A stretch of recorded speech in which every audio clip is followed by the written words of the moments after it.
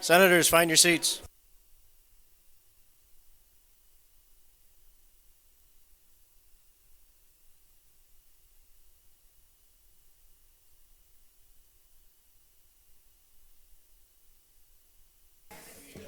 Why are people moving the placards? That's a good question. Good evening, everyone. Glad to see you again. Thank you to everybody in the gallery.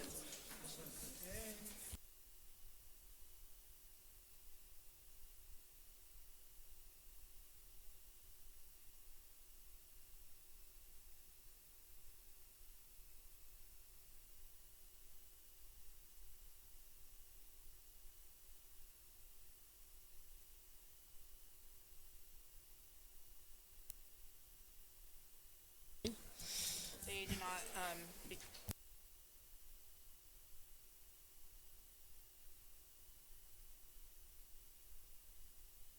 Getting back. So, again, thank you all for coming. I'm going to go ahead and call this meeting to order. So it is the 22nd meeting on March 4th, and we will begin at 6:31 p.m. With that, we're going to move into Section 3, roll call. When I call your name, please answer with either present or here. Senator Brown. Senator Castillo. Senator Cowden. Present. Senator Day. Here. Senator Ezell. Here. Senator Flores. Here. Senator Hopper. Senator James. Here. Senator Jiten. Here. Senator Kennedy. Senator Khan. Here. Senator Lepetsky. Present. Senator Madden. Here. Senator Majors. Here. Senator Mounts. Present. Senator Munson. Present. Senator Nazir. Senator Nguyen. Here. Senator Perkins. Present. Senator Ratcliffe. Present. Senator Ritchie. Senator Sanchez. Here. Senator Spencer. Here. Senator Tehran. Present. Senator Thomas. Here. Senator Tubak. Here. Senator Zacharias. Here. And Senator Ziad. Here.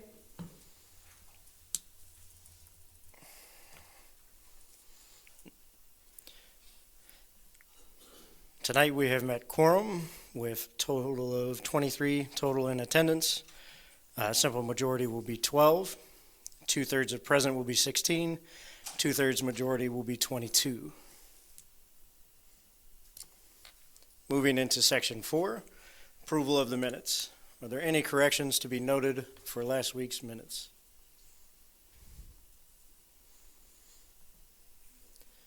Seeing none, the minutes will be adopted as such.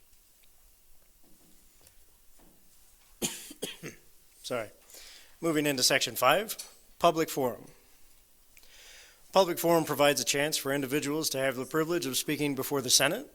This is a time for the association to listen to what the community has to say, and to that we offer our undivided respect and attention.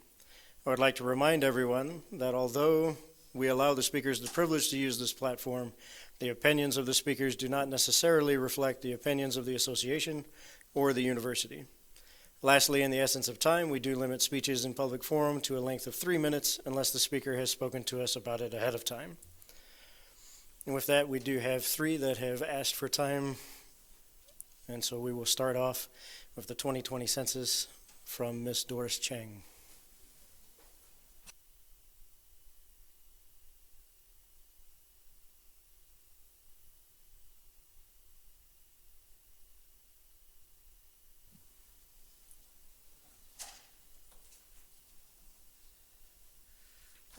I'm a faculty member at WSU and also a member of the Kansas Census Complete Count Committee.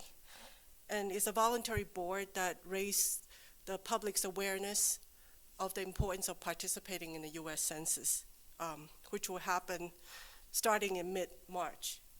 And officially the census day is April 1st, but letters of invitation for participating in the census will be mailed out by U.S. Census Bureau starting about March 12th. Okay, so it's important that you are on the lookout for it as an individual.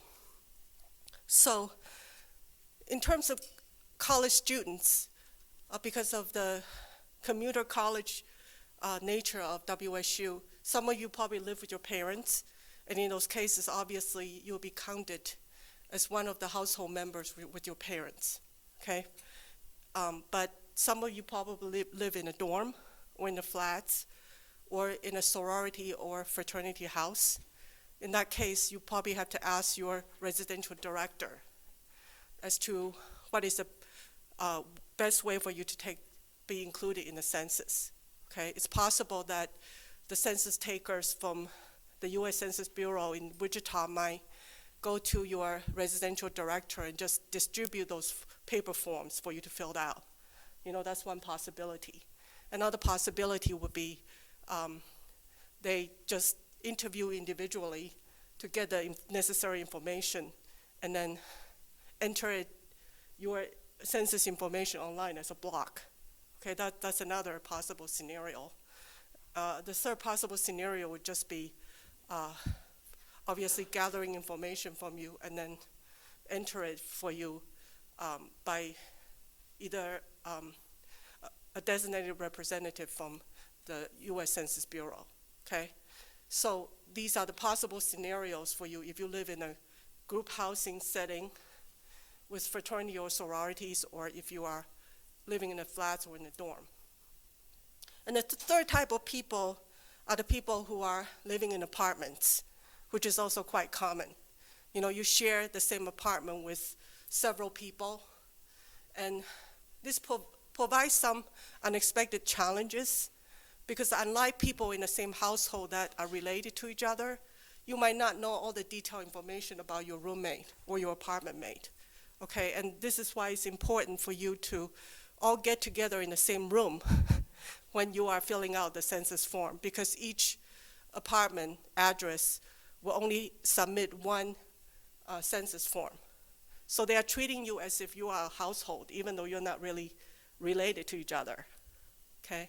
So it's important everybody's in the room so that if there is any information that's asked that you cannot provide on the form for your roommate, he or she will be there present to answer those questions along with you, okay?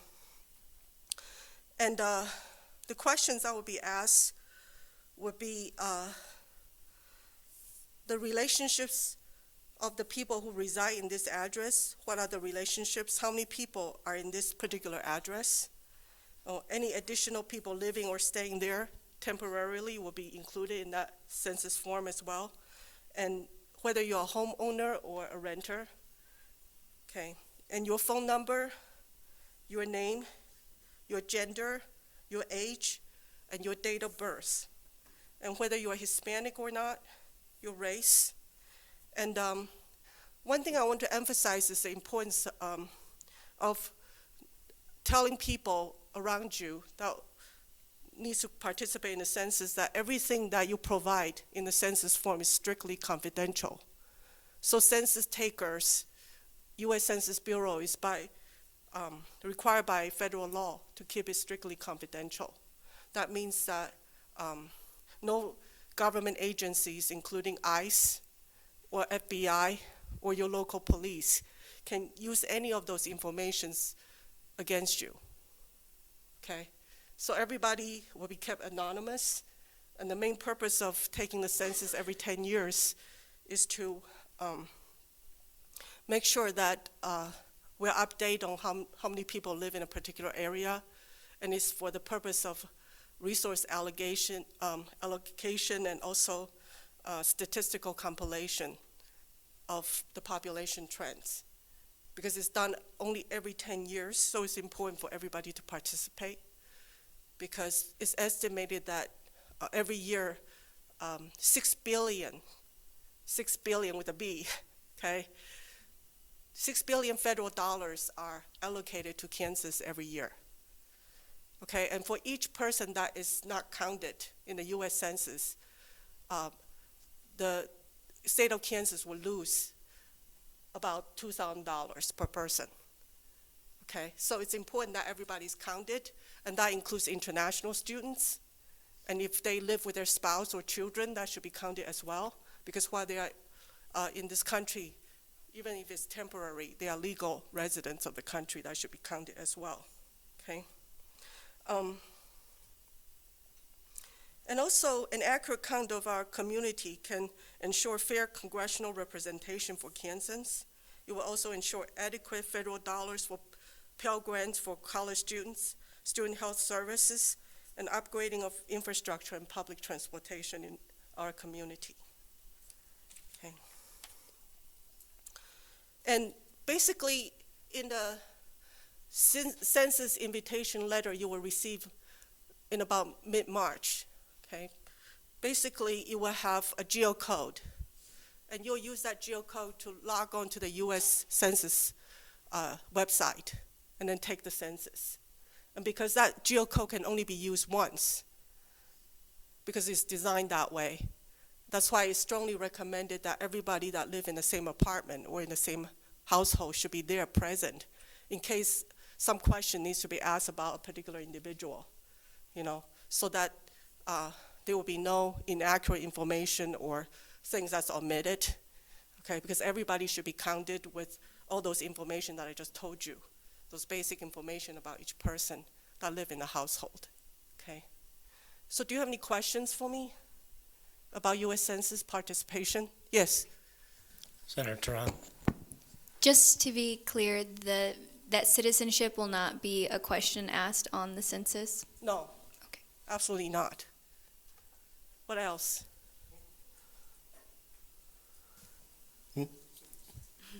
Yes. Senator Sanchez. What kind of interpretation are you guys going to provide, or I guess the government will provide for those that are non-English speaking, like residents? Will this be translated in Spanish and other languages? I think if you fill out the census form online, there are 13 choices of different languages you can use if you don't want to fill it out in English. And if you call in, I think there's going to be a phone number you can call in and answer those census questions over the phone instead. And that will be in 13 languages as well, which is not really adequate because 13 languages is still not all the languages in the world, but at least the main languages that's most frequently used here in the United States will be provided as choices, okay? So if you have grandparents, say, living with you, hypothetically, that don't speak English, you can help them to provide those information, put it in the census form, okay? Because only one person needs to fill out the census form for the entire family, but everybody has to be present in that room just in case you have questions about a particular individual in that household that you don't have the detailed information. The person could be right there to provide the information, because obviously each person knows the most about themselves more than anybody else, right? Like the birth date of each person. You might not know the birth date of your grandparents, probably some of you do, but some people probably don't, okay? So, any other questions? Yeah. Senator Sanchez. Aside from like phone calls, what other methods of doing the census are available for those who aren't tech savvy? Like, you know, speaking of like grandparents, that's how I came up with that question. You can choose the language that's most proficient for them on the phone, or by mid-April, if, say, your grandparents don't speak English, hypothetically, and they live by themselves, there's no English speaker to help them to fill it out, then they can fill it out in their native language upon request. You have to call in to request for a form that's in that language, okay? But that will probably not be sent out until mid-April. Any other questions for our speaker? Okay, thank you for your attention. I hope that you all use your social media to tell everybody, all your friends, family members, and everybody you know to participate in the census. Okay, thank you. Thank you very much for your time. We'll move into our next speaker, speaking on the University Climate Survey results. So we have Kay Monk Morgan, Assistant Vice President for Academic Affairs, and Deanna Carruthers, Director of Operations for Diversity and Community Engagement. Good evening. You all are here, right? Okay. I want to thank Mr. Barth for allowing us to come and to share with you a little update on the University Climate Survey. I think you all have copies of it and you've received those, and so you've had an opportunity to review them. You all know Deanna. And you want to introduce yourself? Deanna Carruthers, Director of Operations and a collaborator in the University Climate Survey. So the Office of Assessment, working with Strategic Planning Committee, the President's Diversity Council, and the Office of Diversity and Inclusion, repeated a survey that was completed for the first time back in 2016. We did it in an effort to get some benchmarking data for the strategic plan and for what we're currently working on, inclusive excellence plan, which is a university diversity plan. And so we needed some data to undergird that particular work, and so we re-administered the same survey with the addition of a couple of questions. Those new questions were around food insecurity, housing insecurity, and safety. And so you will see as you thumb through the document that you have, those questions, you won't have the opportunity to compare 2016 responses to 2019 because there were no 2016 data. I'll give you some quick highlights, and then we will stand for questions if you have them, given your prior review. The survey was completed by both, or not both, but faculty, staff, and students. There was an N, if you will, of 2,447 folks signed in to take the assessment. 2/3 of that number represented as students. The other 1/3 were either faculty or staff. The survey was deployed at a time that I think influences what you'll see as both the remarks and the feedback that's provided by folks who took the assessment. Two things happened while this study was in the field being administered to both students, faculty, and staff, one of which was a fraternity incident engaged or involving one of our Hispanic fraternities and a football game. And there was a pretty high-profile conversation that was being had on campus about incidents of bias. The other thing that was happening at the same time was the campus referendum on making modifications to buildings and for the business building. And so a lot of conversation around our deferred maintenance issues on campus, accessibility on campus, and the need to upgrade some of our buildings for accessibility. And I think both of those things you'll see evidence of folks responding to kind of the environmental factors. The ultimate recommendations from this survey is what I want to share with you. The recommendations the survey provided the themes and then some of the current work that's happening now. Recommendations based on the data to provide students and staff with additional means of conflict and conflict resolution. Examining ways to make campus facilities more accessible. I think those two things both speak to what was in the atmosphere at the time or the ecosystem. Consider ways of supporting students with mental health conditions and making clear to the WSU community that the school is welcoming to students, staff from all backgrounds, and continuing to make a concerted effort to improve the university environment. Or pretty much the recommendations that the survey committee or the organization who did the survey, it was completed by Hanover Research. They do a lot of external, both primary and secondary research for the institution. The themes that came out primarily is that satisfaction remains high for both students, faculty, and staff, but less than in 2016.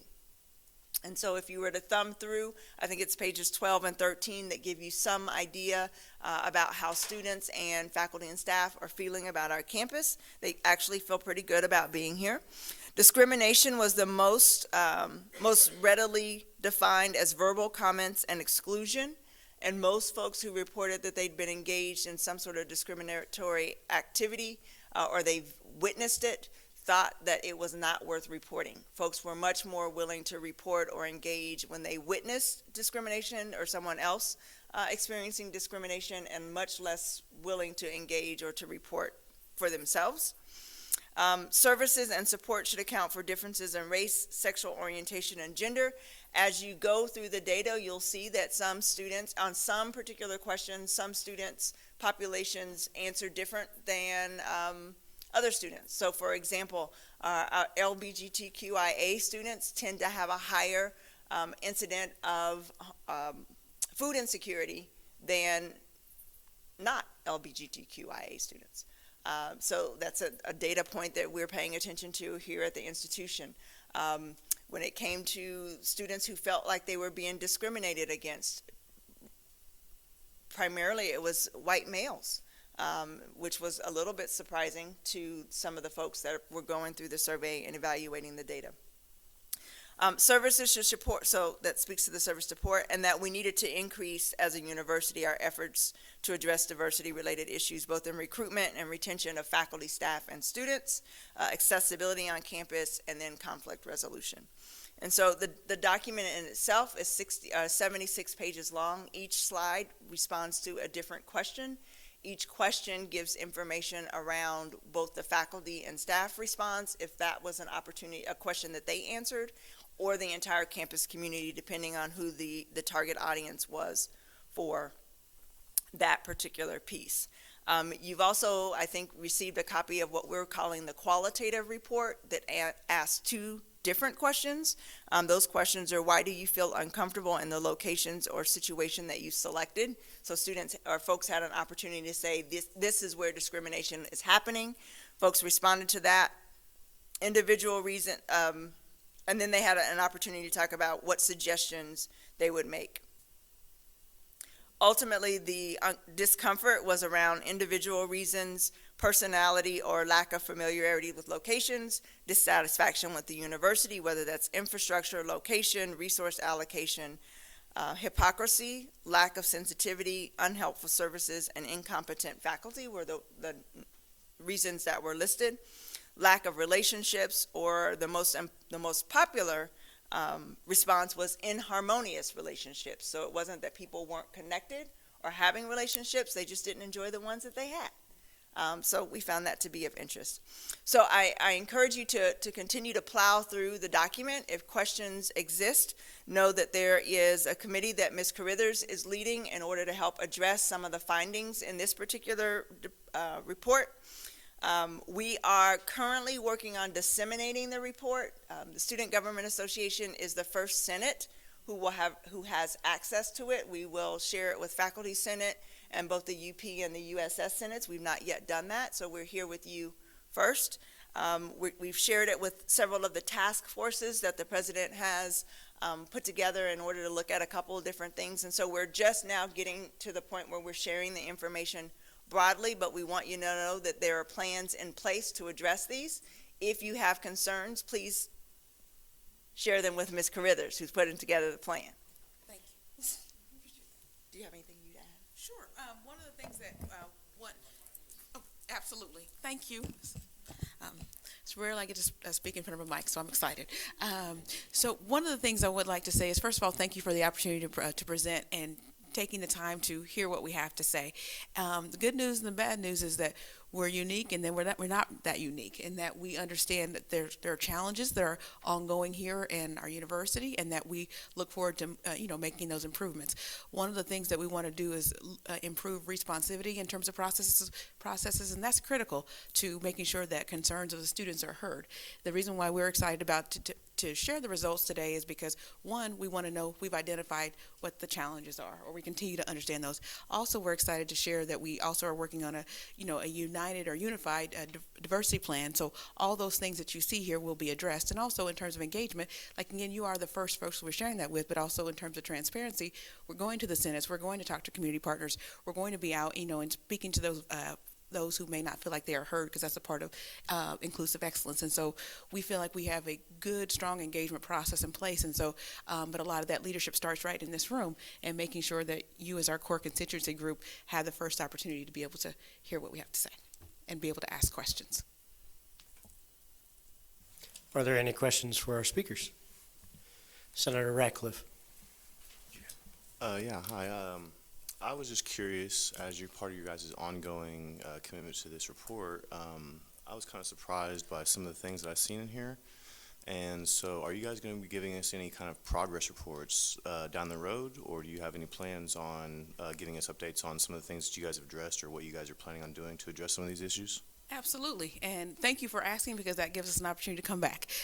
Yes, we plan to, and what we'll do is, if Shocker Blast and the other community engagement, community engagement efforts as far as working with the Senate as well, we will look forward to, we'd be happy to come back and share the process plan with you, along with dates and times. And also, if there are individual constituency groups or smaller community committees or task force that want to speak with us, we'd be happy to share those things and come back.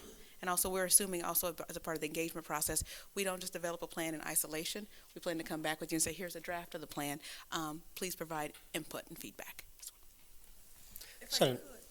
Can I just add one quick thing to your question? I think one of the things that will help make sure that we're being held accountable and the campus community is being held accountable is this goal was written into our university-wide strategic plan, on which we're creating benchmarks now. We have live on our website, on the strategic planning website, you can see the number of initiatives and activities that are happening in this particular area. You can't see exactly what they are, but that's kind of the secret sauce of the planning process.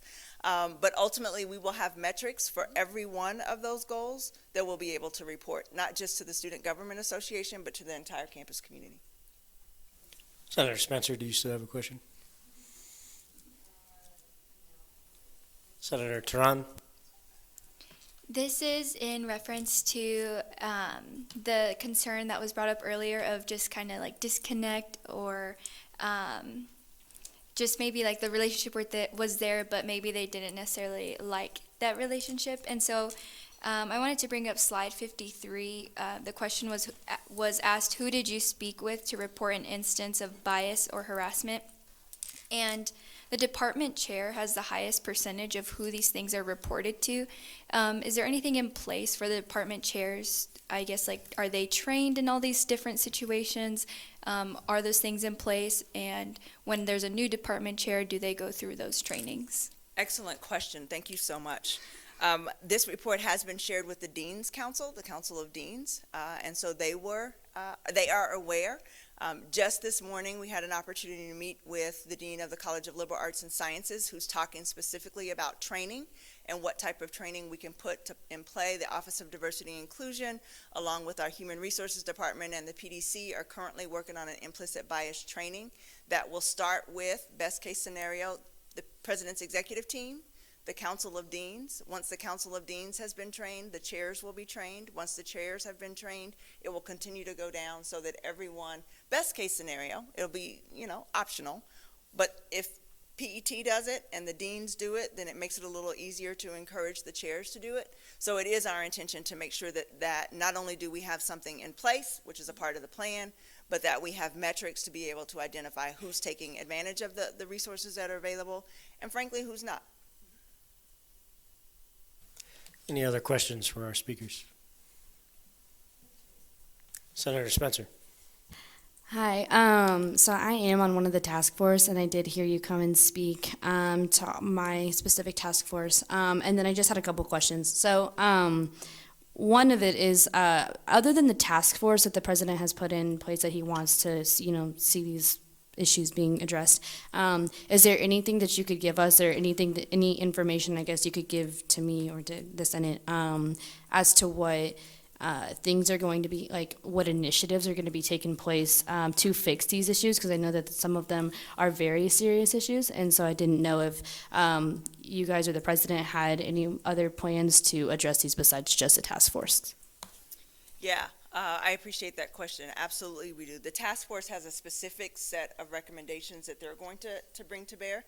We'll certainly be addressing those because that'll be high on the president's list of things to do. I do have a list of kind of what the current work is, and then certainly I'll invite my colleague to share if there are additional things. We're in the process of, through brown bags and individual meetings, sharing this data. The first thing we've got to do is to normalize folks around what our current set of circumstances are, where we are now, what our baseline is, and where it is that we want to go. So we're sharing the information across campus. I mentioned that Student Affairs and some of our colleagues in different offices are collaborating on an incident of bias training and a system by which they can report, students and faculty and staff can make those reports. Our First Gen Coordinating Council is also working on a campus-wide training for faculty and staff and how to really be a great support to our first generation college students. I mentioned to you that strategic planning, ODI, the Office of Diversity and Community Engagement are creating a action plan for campus diversity. We hope to have a draft of that by April, so we'll have an opportunity to come back and share that with you for feedback so that we have a finalized plan by the time this fall semester kicks off. We hope, I think, our Office of Diversity and Inclusion is in the process of making an additional hire that will support our LGBTQIA students to address issues and help increase awareness there. The university has just received an NSF grant to help, and this is a faculty and staff piece, but to help promote minorities and women in STEM-related areas, both at the faculty and staff level, and to provide support for students. And I know that we've got 2 new staff members that are in residence life that are helping help with the heavy lifting of our mental health needs for supporting our students there. And so that's the list of things that I was just able to put together in preparation to come and meet with you all and to tell you what's happening. I think once we have a more formalized action plan, we'll be able to tell you even more. Just 2 quick I think things. she has a follow-up. I'm sorry. No, she has just 2 quick things that where you can immediately be of support is the third, I think it was the second week of April, we're having what's called our 4th annual Diversity Week, and it's a resource fair. And we would like for senators to be there as well, and we're asking for all of our university offices to be there because I would say 90% of these things in many respects are educational opportunities. And so how do we get the folks in the right place? And so one of the things we heard specifically was, where do we go? How do we do that? And so the more opportunities that we as a staff and faculty can present to the students as opportunities, and you as student leaders to bring these things to our educational community, that will make us that will help us be better off. And so for 7 days, we're going to blast this community with these types of ways to communicate and educate. And then a second thing, you as students in your MyWSU portal, I've seen recently that there's a little fact sheet or some type of form that has a workflow, a sheet that says if you have a question, if you have a concern regarding some processes, you as students, this is what you should do. These are the steps in the process that you should engage in terms of working with faculty and staff to move forward. And then also, third thing, one of the committees in the President's Diversity Council explicitly is working on looking at bias incidents in a collaborative manner to work with everyone. And so again, we welcome our new SGA task force representative here to work on that process with us. But that's been one of those things in terms of student engagement that we're also working on to bring back to you. Senator Spencer. Sorry. So I just had another quick question. So on page 21, it just kind of states that the residence halls have gone down an extremely concerning percentage of how comfortable students feel. Besides what you did say about the residents, about the 2 individuals going there, is there anything that is in plan right now to be put in place because just for safety for these residence halls, and because I do live in one of these, it's just very concerning to me how uncomfortable these students feel because this is especially for new students who are living here. Just curious to know if there's anything like right now put in plan to make them feel or to help them feel more comfortable. Thank you for the question. I don't know that anything new has happened as a result of this report. Again, I'll mention we shared with PET, we've shared with the Dean of the Council of Deans, I've shared with the task force, and I've shared with you.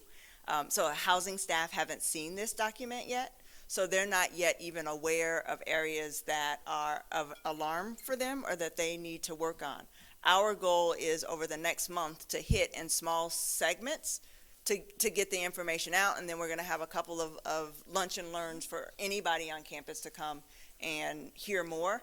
But we're just now deploying, and we thought it appropriate to be here first rather than in the individual units. So as soon as the individual units have these documents, I'm sure that they will be encouraged to create some plans to address some of the issues that are coming up. Senator Turan. I just wanted to bring to light that on slide 69, 58% of the respondents to this survey have mental health or have reported mental health conditions. Do you have, is that like on your committee's kind of like red flag area? Okay, and are we planning on addressing them?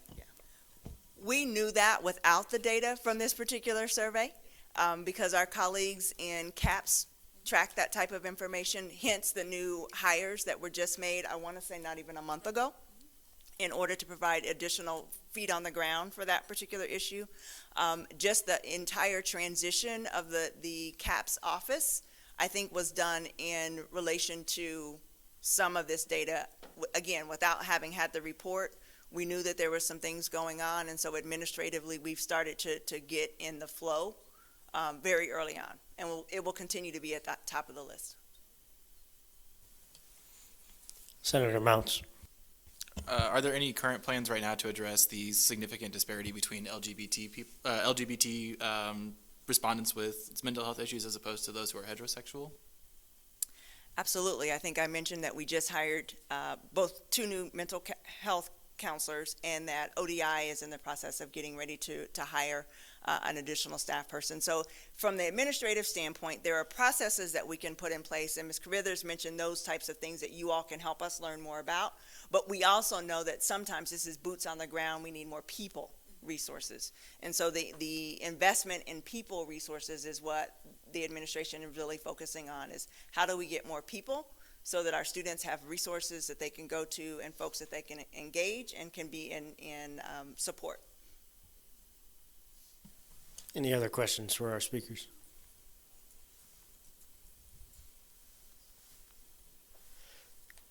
Senator Sanchez. So aside from us as senators providing outreach to our constituents, sharing these results, what in your eyes as administrators do you wish for senators to do more of, or that we lack of doing? Wow. I don't have a prepared response for that one.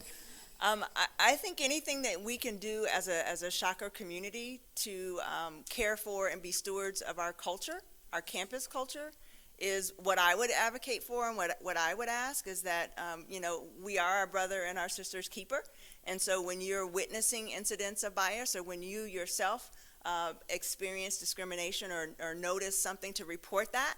You'll see that things are being reported and who they're being reported to. If the students don't feel that going to the chair is getting the type of response or resolution necessary, then how do those things get elevated such that administration is aware? That I will share with you quite openly. I was kind of shocked by some of these responses and thought, oh gosh, we have some work to do in some areas. I also went back and looked at the 2016 data and was able to say, well, we've made some improvements, some significant improvements in some spaces where students do feel better. I think this is a snapshot. It isn't necessarily the entire story of diversity and inclusion and the climate at Wichita State. And I'm reminded of what was happening in that day and space and time that the survey was live. I can't wait to see what it looks like 3 years from now. We'll continue to administer so that we'll be able to track multiple years data to see where the trends are going. One way you can help is, first of all, you already demonstrated leadership by raising your hand and being here and showing up. And so that's, to me, that's 90% of the challenge. And so when you see things, events and things occurring, please don't hesitate to raise your hand. One of the things the President Diversity Council is working on is a virtual town hall, because there are folks, highly engaged folks like you, and then there's the other part of the campus where folks, they have just different life experiences that don't allow them, or they may have a different interest level. And so how do we get those voices engaged, and how do we get them involved to get a deeper level understanding about the student experience? So as things come up, when we call you, please raise your hand. That's one way to be helpful.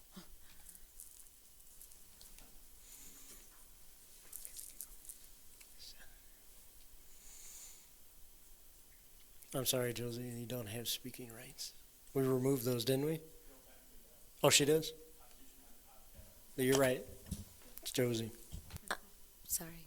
Just a question of, could you repeat the committee that was assigned with addressing these issues that you guys are serving on? Oh, these are campus-wide issues. There's not one group that's handling it. There is a triad of committee of leaders. I don't know that we're a committee. The Office of Diversity and Inclusion, the President's Diversity Council, and the Office of Strategic Planning, or my office, is the kind of the three-headed monster that's trying to get the information out. Ms. Carruthers has put together a robust committee of folks who's working on the actual inclusive excellence plan. I keep wanting to call it a diversity plan, and we've elevated to inclusive excellence. And so that plan, she'd have to tell you all the members of that committee.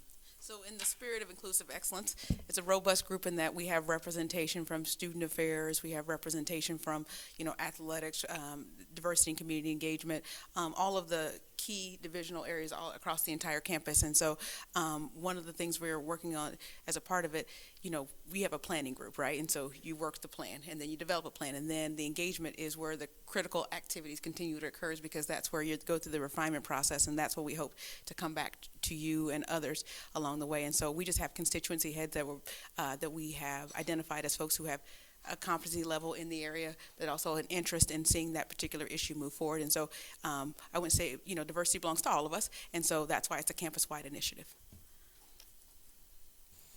Any other questions for our speakers? Senator Spencer. So I just had one more question, sorry.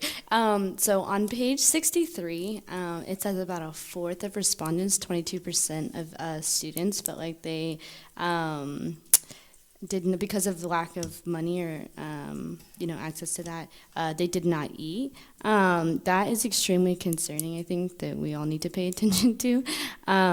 Is there anything besides the task force or anything that is put in place to, kind of like emphasize the need for a resolution for that? Yeah. I do know that there's work that's happening, and frankly, I think the lion's share of the work started with an impetus from this body in creating the Shocker Locker. And so I know that there is continued energy in, did I call it the wrong thing? Shocker support. Say it again. Shocker support locker. I left a word out. Let's get that, the record corrected.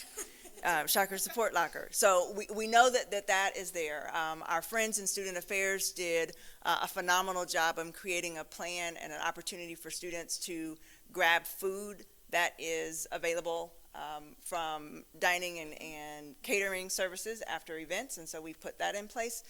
There is another committee that meets weekly to talk about food insecurity, and actually we're talking about all types of financial barriers for students, whether that's housing, whether that's food, whether that's having access to appropriate attire for job interviews. And so I know that there's a lot of progress that's being made there as well.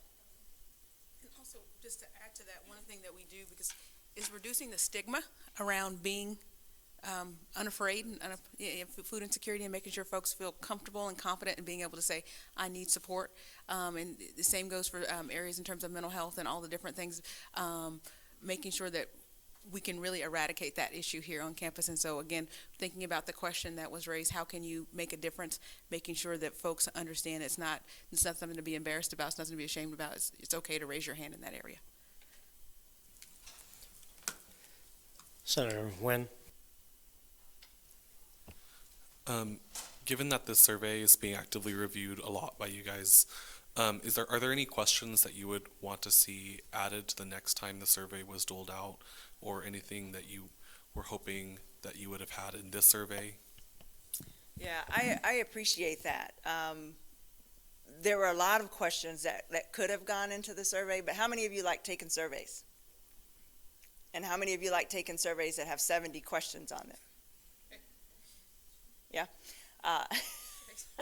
Tell the truth, right? So we really had to be intentional about what we could ask and what was really important to gather. We have what I believe to be an issue on campus, that everybody wants to survey everything. And so when there are really important surveys that we need you to take as students, you've already taken 3 other ones and you get the 5th one and you're like, you know what, I'm tired of that. I'm not doing that today. So I think we had to be very intentional. Many of these were holdovers from 2016 that will continue to be important to us because we want to watch the trend data. The 2019 new data were the things that we were really interested in. Mental health, we were really interested in housing and food insecurity, and we were interested in safety and security. Any other questions for our speakers? Senator Sanchez. Can you remind me again how many total number of people took the survey? 2,447. 2/3 of which were students. Any other questions for our speakers?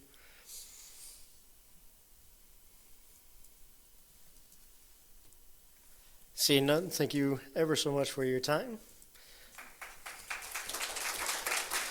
It's worth noting that you too served on the committee that helped put this survey together, and so know that you all are well represented at the table in helping determine what it is that we need to know, how we're going to evaluate the information, and making sure that we get the information out. So I appreciate your support and your help. Not a problem.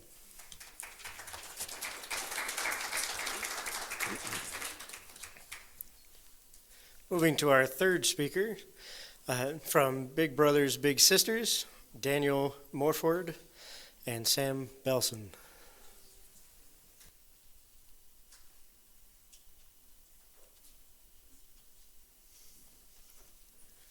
Good evening, Senators, and thank you for letting us come and speak to you today. I have to say this is a very impressive setup, and one of my dreams has always been be on like C-SPAN, and this is as close as I'm going to be. I hope that the cameras aren't in HD though, because I didn't bring my my hair and makeup people. So I work for Big Brothers Big Sisters in recruitment and development, and we are currently trying to just get our mission out there, get the word out there. We have a lot of kids in Wichita and the surrounding area that are waiting for mentors to help them overcome something in their life and give them a good role model. So we have a short little presentation for you today just to kind of give you a little bit more information about it, and then I brought one of our most outstanding bigs here with you too. So do we have the presentation to bring up, or is that not possible? Did you send it to me? I think so. I was not originally supposed to speak. It was Jenna was supposed to be here, so that may be the confusion.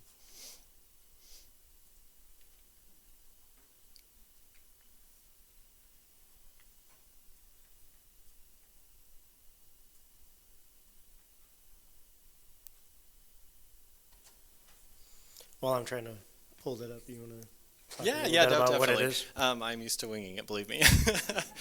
So our mission at Big Brothers Big Sisters is to support one-to-one mentoring relationships that better help ignite the potential of the youth. So a couple of things to take away from that is that one-to-one relationship. I've worked for a lot of other really fantastic mentoring programs that do a lot of great work with youth in the Wichita area. The difference that we have at Big Brothers Big Sisters is that we do one-to-one. So there is a definite, bond and partnership and camaraderie that you build with that youth that you're working with. So that's the main difference in there. One of the other things that we like to talk about is that being professionally supported. So throughout the entire time that you're matched with your little, you have a staff member, a degreed, certified, trained staff member that is there to support you through anything that you and your little go through, whether it's any kind of things that come up that are causing any kind of pain to the little, or things they're going through in their home, and your staff member is always on call for you. You have their cell phone number, their work number, and their email address, so you can get a hold of them anytime. As far as the program goes, we have a couple of main types of programs that we offer, and we like to touch base on those too. So the first one is the one that most people have heard about, and that's our community-based program. That's where the big is in contact with the guardians of the little to set up a time to come and pick them up from the home, generally 2 to 4 times a month, so once a weekend or once every other weekend, just to pick up your little and take them out and hang out with them in the community, whether that is going to the park and taking a walk, going to a museum where we have free passes and admissions, or to the Chick-fil-A out at Central and Rock, where you can take your little and you both get a free meal. So lots of great perks and lots of fun things to do with your little. Good chance to get them out of the house and build a relationship with them and give them a chance to talk to somebody if they need to. Our other opportunity as far as programs is our site-based program, and that's the one that occurs in the school, and that's usually you have a designated day once a week where you would go to the little school and have lunch with them, or some other designated time that they have during the day that they can meet with somebody and hang out. Gives them a good chance to just talk to somebody if they need to, if they're going through something in school or at home, or if you are fantastic at math and they want a little bit of help and you want to do that, then you can do that too. But it's generally, you play a game and just kind of give them a chance to talk and be somebody to ask them how their day was. So I think that I may have covered everything, but I'm just that's the main thing. The biggest thing that I would like to emphasize is that we are a program that just provides a child somebody to lean on and grow with and overcome any kind of adversities that they're going through in their life. And with that, I would like to turn it over to Sam Belson for a little bit. He can give you his story of his awesome match. So just before you start, I didn't find it in my emails. I did find a flyer, but you brought the flyers, so I don't feel like pulling them up. As far as the presentation goes, I didn't get one. Sorry about that. No problem. I promise he did great, and the best part is that all of it is online, and so if you guys have any questions, Google can be your best friend. So my name is Sam Belson. I just graduated in May, and so I have been in this room a lot of times, and I was in school for 6 years here, and during my 6 years, this got more and more impressive, and this is the most impressive SGA setup yet. So congrats, guys. This is awesome. I love how innovative it is and inclusive it is. So I got matched when I was a sophomore, so 5 years ago, to my little brother, DeAndre, who has now become taller than me and is now my big brother in a lot of ways. And that process was something that it took about a month to get matched, but as a sophomore in college, I thought I didn't have any time, and somebody stopped me and said, do you watch Netflix? Do you ever go to the movies? Do you do anything like that? Do you spend time with your family? And when I said yes, they were like, you could do those things with a little brother. You could do those things with someone else. And so I was given the opportunity to go to an info session, which they have, I believe, once a week, and sometimes twice a week. It's about 30 minutes to learn about it.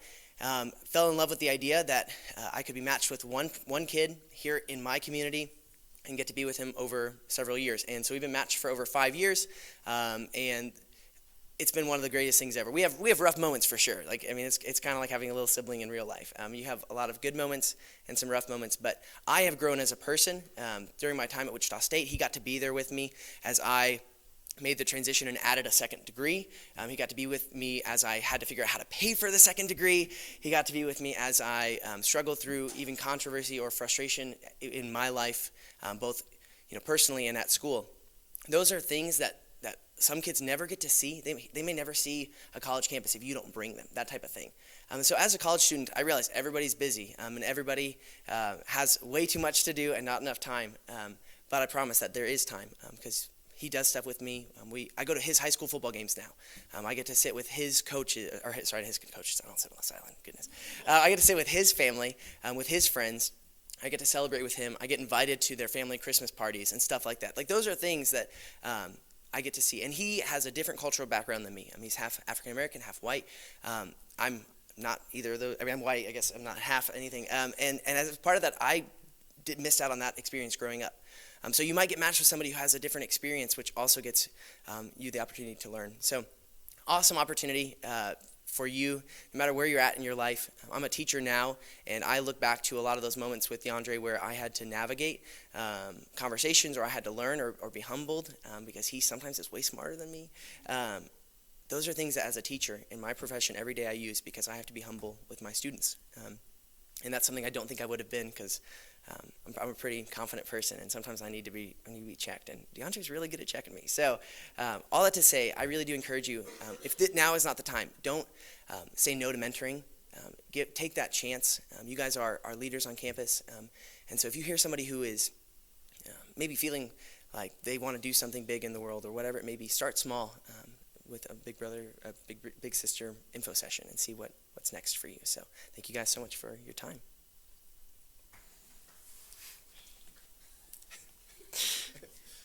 With that, are there any questions for our speakers?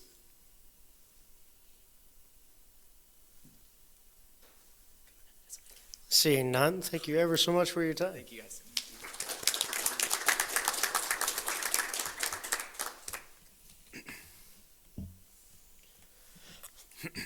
Those are all the groups that we had been notified about previously, so I'll now open the floor to anyone wishing to speak in public forum tonight.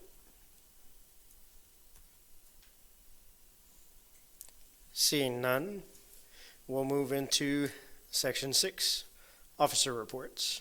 Item A, President.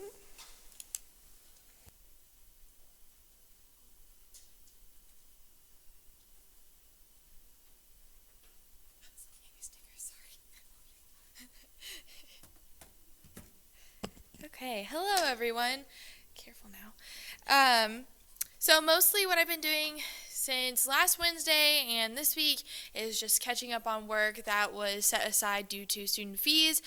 Mostly things like catching up on emails. But yesterday I went to the BCP, don't ask me what that stands for because I don't know, pandemic team meeting. We really just talked about what would the university do, what's the university's responsibility in case we have a student who has to quarantine themselves for that 14-day period if they're suspected to be infected with the coronavirus, things like that. What's our role in that? Just starting the communication early, that way we have a plan if that were to happen. But as of right now, there are no confirmed cases in the state of Kansas, so we're all okay. Started back up on updating university committees, and hopefully I'll be able to get that all figured out by the end of this session, so we'll have at least some students designated to serve on, at least one student every year designated to serve on university committees and faculty senate committees. And then I had the Miller report today, and then just a lot of other day-to-day things that I won't bore you all with. However, one thing I did want to mention in particular is that the weekly briefings that are held at 10 a.m. on Thursdays, March 19th will be the last one of those, and will not return after spring break. On the first Tuesday of each month, the First Tuesday newsletter will be distributed to WSU faculty, staff, and students, and then the President's Connection on the first Tuesday of every month will be directed to alumni and community members. And so that's President Golden's way of just communicating with faculty, staff, students, alum, community members about things that are happening at the university. The Wichita State Research newsletter will be published every other month, beginning on the 12th of March. That's a newsletter that you have to subscribe to, so if that's something that you're interested in, I can give you that email. And then also just other updates from the university. You can follow President Golden on social media, Twitter and Facebook, and then also just WSU's regular social media as well. But just so you all know, those weekly briefings will stop after March 19th. So that's all I had for my report. For the treasurer, last week was the Student Fees Committee hearings. Today, the Senate will be presented with the bill, and I hope they will use their best judgment as they review the bill and consider sending it on to the president or back to the Student Fees Committee for review.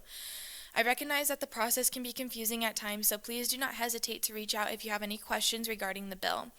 As an update on the Budget and Finance Committee, today we reviewed some of the final bills for individual and organizational funding as the session is beginning to near its completion. Chief of Operations, over the last week I have been working towards starting the tradition of Kansas Kansas Voter Registration Day at Wichita State. This will take place April 14th, and if you are interested in working on the concentrated effort for it, please let me know. Other than that, I've been working on Higher Ed Day preparations. Applications for Higher Ed Day close March 10th, so get them in as soon as possible. If you have any questions about it, you can email me or find me after Senate. Director of Public Relations. Women in the Workplace is well underway. Please continue pushing the events we have left.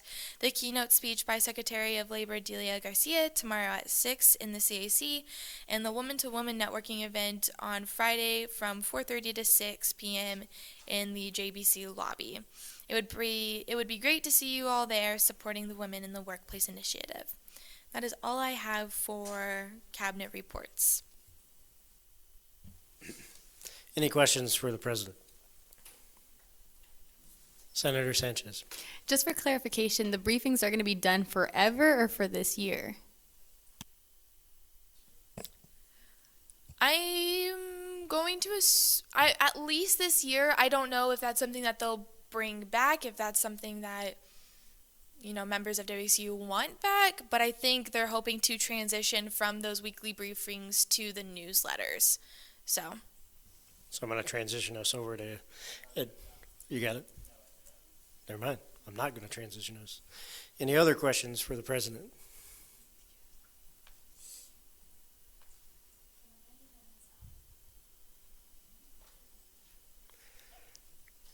You may, but that's not a question.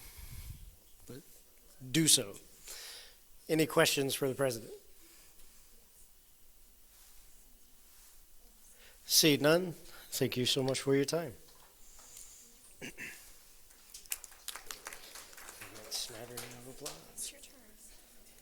Moving now into item B, Vice President's report.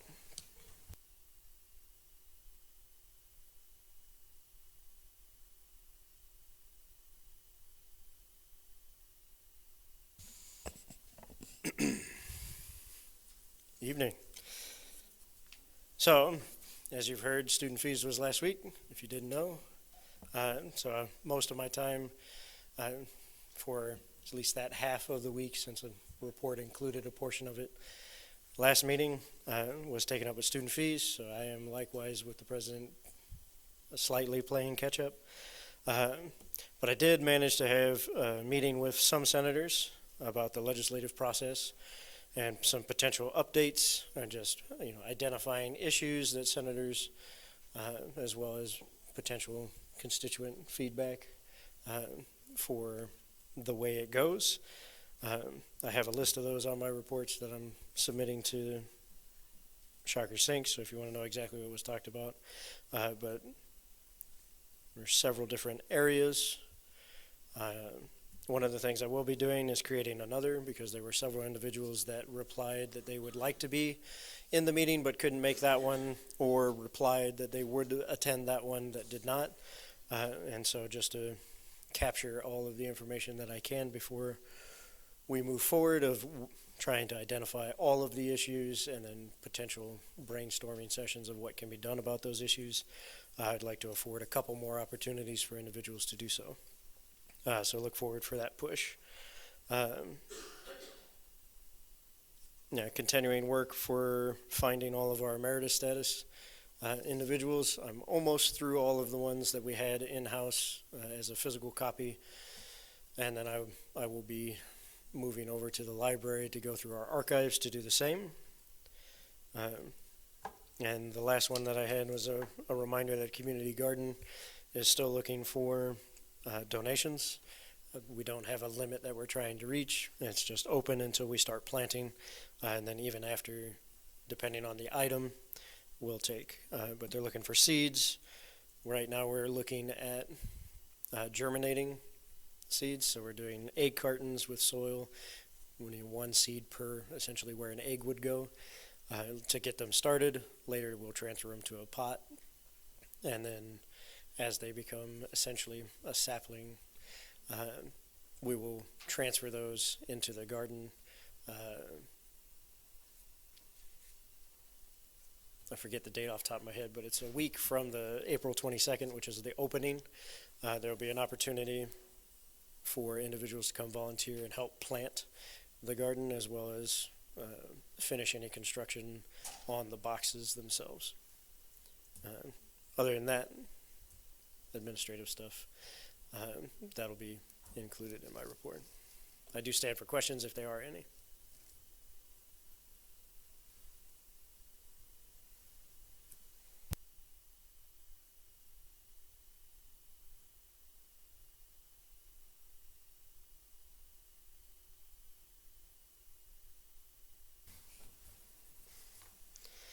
Moving now into section 7, item A, student advocates report.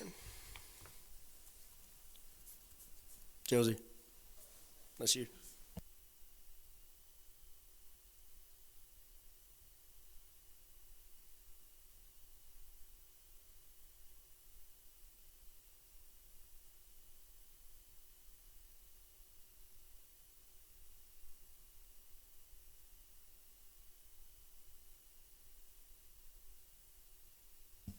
Sorry about that.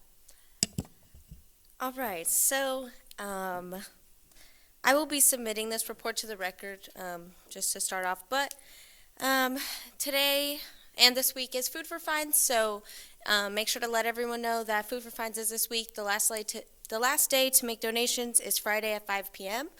And then for $0 to $25 tickets, it's 5 items. For $26 to $50 tickets, it's 7 items. If someone has got their appeal denied and it's now $55, that still is okay. They can still participate because the ticket itself is only $50. Just a reminder to make sure to fill out the Food for Fines form on the website, and then also attach proof that you completed the parking quiz, and you can have up to 3 citations waived. So there's that. Another thing, also in light of the climate survey now being released to the Senate, I thought it would be a good idea to open hours that I could meet with you all to review the climate survey, as well as some other things, like how last week I was trying to do some legislative review of the statute 008, which is the student advocate position. And so this Friday from 3 to 5, I will be in the Senate suite, and we can discuss the climate survey or whichever legislation you'd like to work on, as well as Tuesday from 4 to 5, Wednesday from 4 to 5, and Thursday from 4 to 5. So hopefully we can go over those results, because a lot of the recommendations I would make to the Senate kind of coincide with what the climate survey had results, but definitely more. So things like mental health and academics, bias incidents and discrimination, as well as like other issues that I kind of touched on in my mid-report last semester. So hopefully we can start looking at that, and we can provide recommendations for them. And then as well as parking.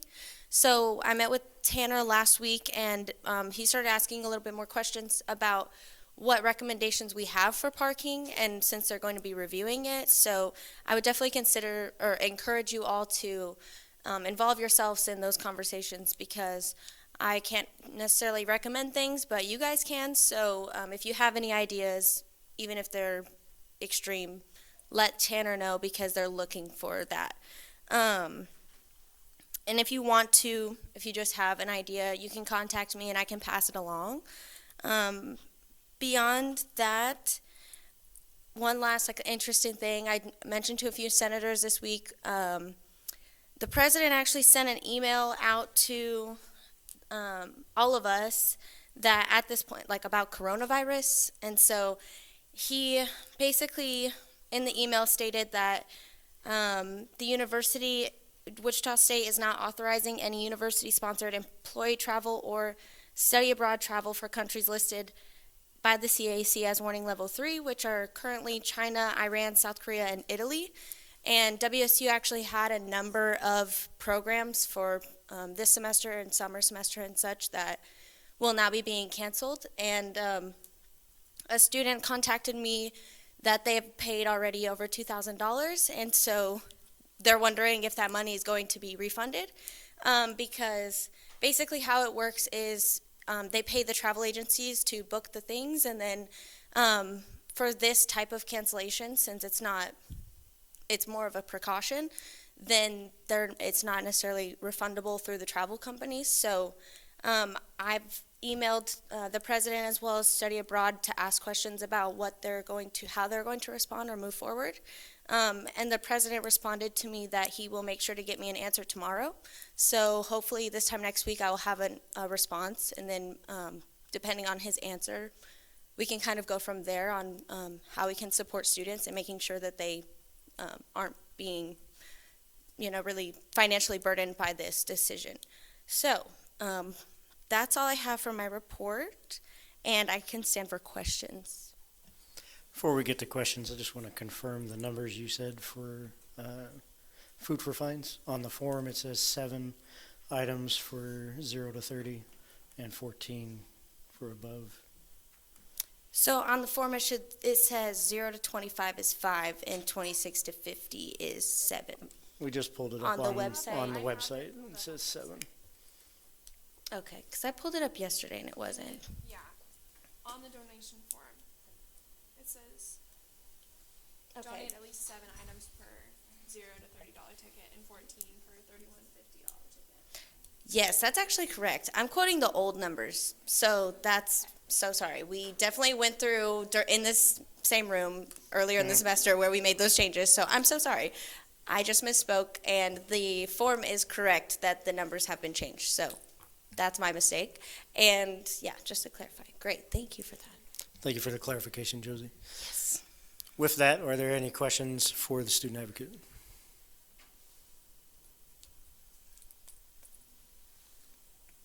Seeing none, thank you for your time. Thank you. Moving now into item B, academics.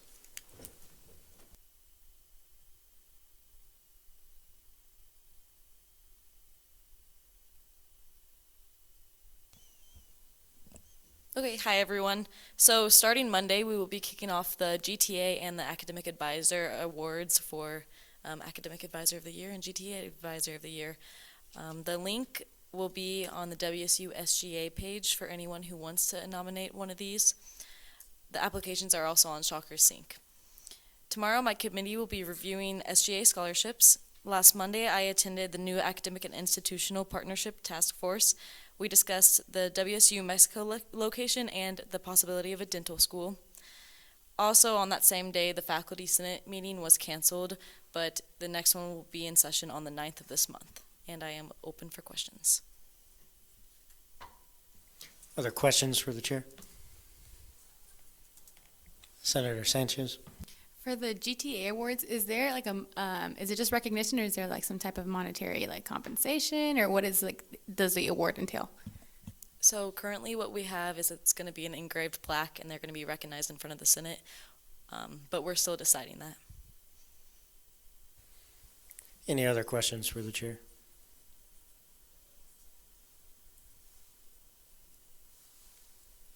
Seeing none, thank you for your time. We'll move now into item C, diversity, empowerment, and inclusion.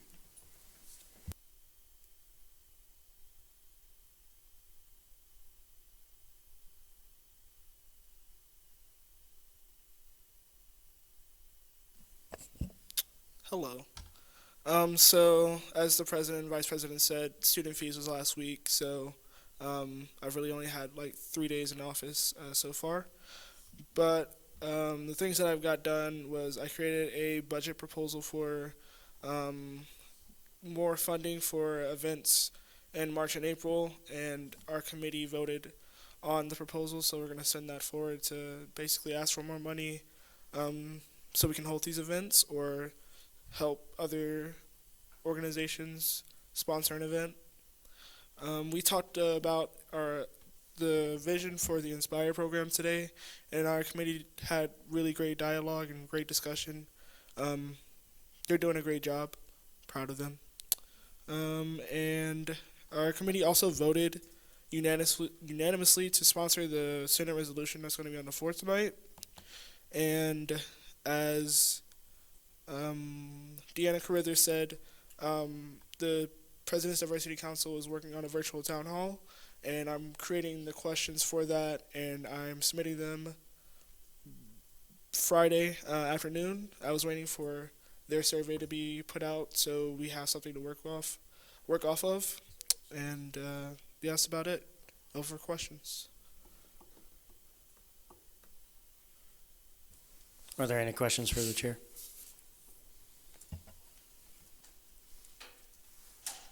Seeing none, thank you for your time. Move now into item D, safety and student services.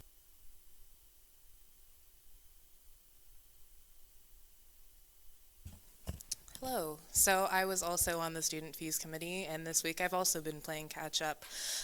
So the main things that I've done this week are catch up on the parking appeals that I need to overlook as my part to play my part in that committee, and then also just catching up on getting the events rolling that we are wanting to have later in this session. Any questions for the chair?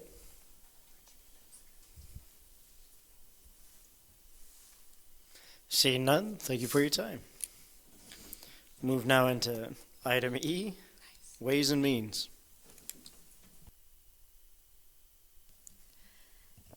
Hello, everyone. So last week, actually majority of last week, I was gone, and that was because on Wednesday at 2 a.m. my grandmother passed away.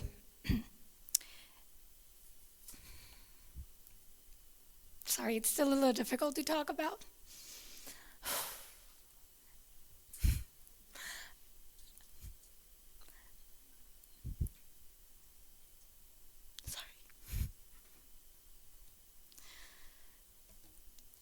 Besides that, I'm just, catching up on things.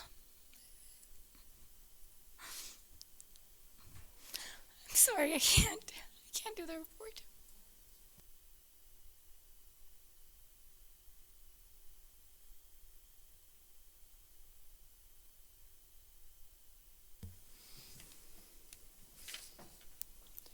With that, we're going to move into section 8, appointments.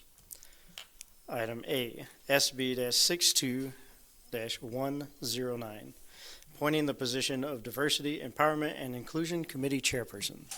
Does the author wish to speak to this?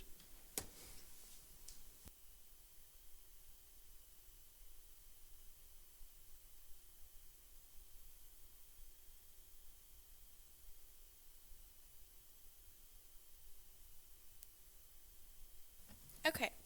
So aside from what I have already written on the bill, Zach will serve as a wonderful chairperson, as he has done a great job in leading his committee thus far in planning and hosting events like the open mic night, and I believe he will be able to lead DEI in a positive and impactful manner throughout the rest of this session. Any questions for the author? Seeing none, thank you. Does the nominee wish to speak to this bill? Mm-hmm.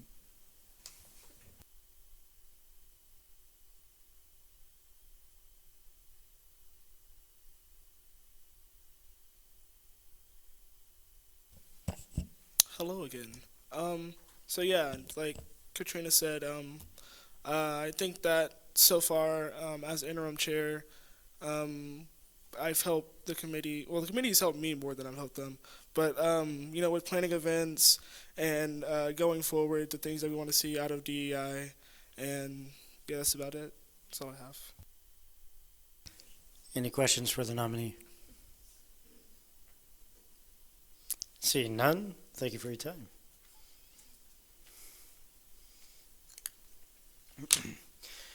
We'll now move into debate on this item. Is there anyone wishing to speak in debate at this time?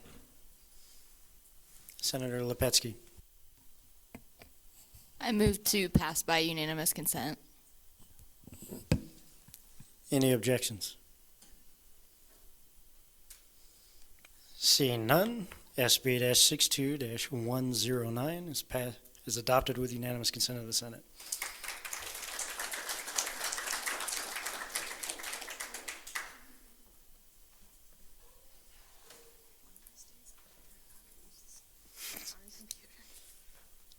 Moving into section 9, unfinished business. Item A.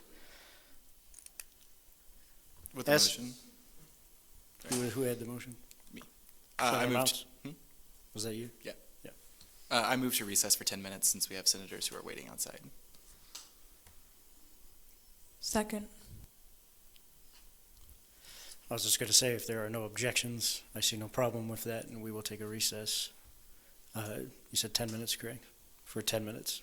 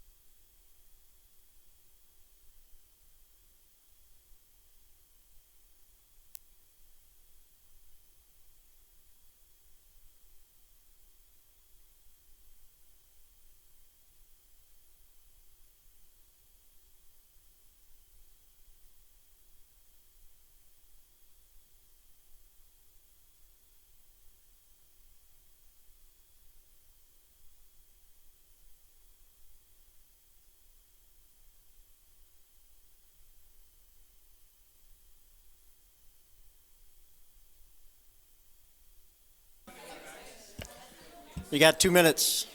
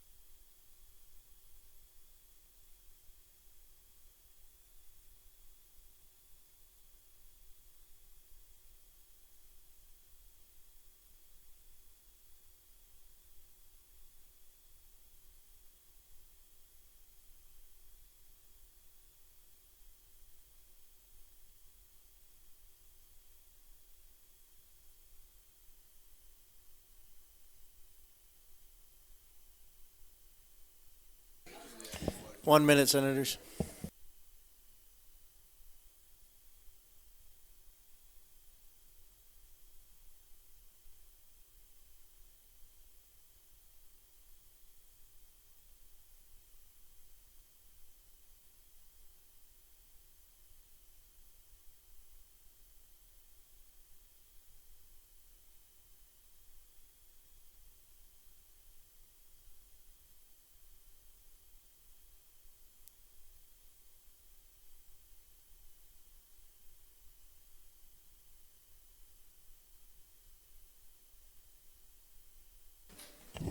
Senators, please find your seats.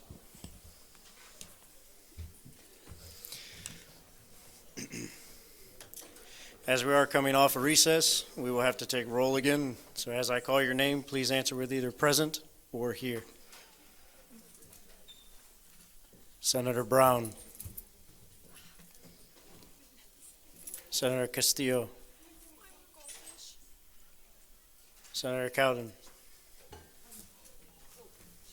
Yeah, here. Senator Day. Here. Senator Ezel. Here. Senator Flores. Present. Senator Hopper. Senator James. Here. Senator Jiten. Here. Senator Kennedy. Senator Khan. Here. Senator Lepetsky. Here. Senator Madden. Here. Senator Majors. Present. Senator Mounts. Present. Senator Munson. Present. Senator Nazir. Present. Senator Wen. Here. Senator Perkins. Present. Senator Ratcliffe. Present. Senator Ritchie. Senator Sanchez. Here. Senator Spencer. Here. Senator Tehran. Present. Senator Thomas. Here. Senator Tubak. Here. Senator Webb. Here. Senator Zacharias. Here. Senator Ziad. Here.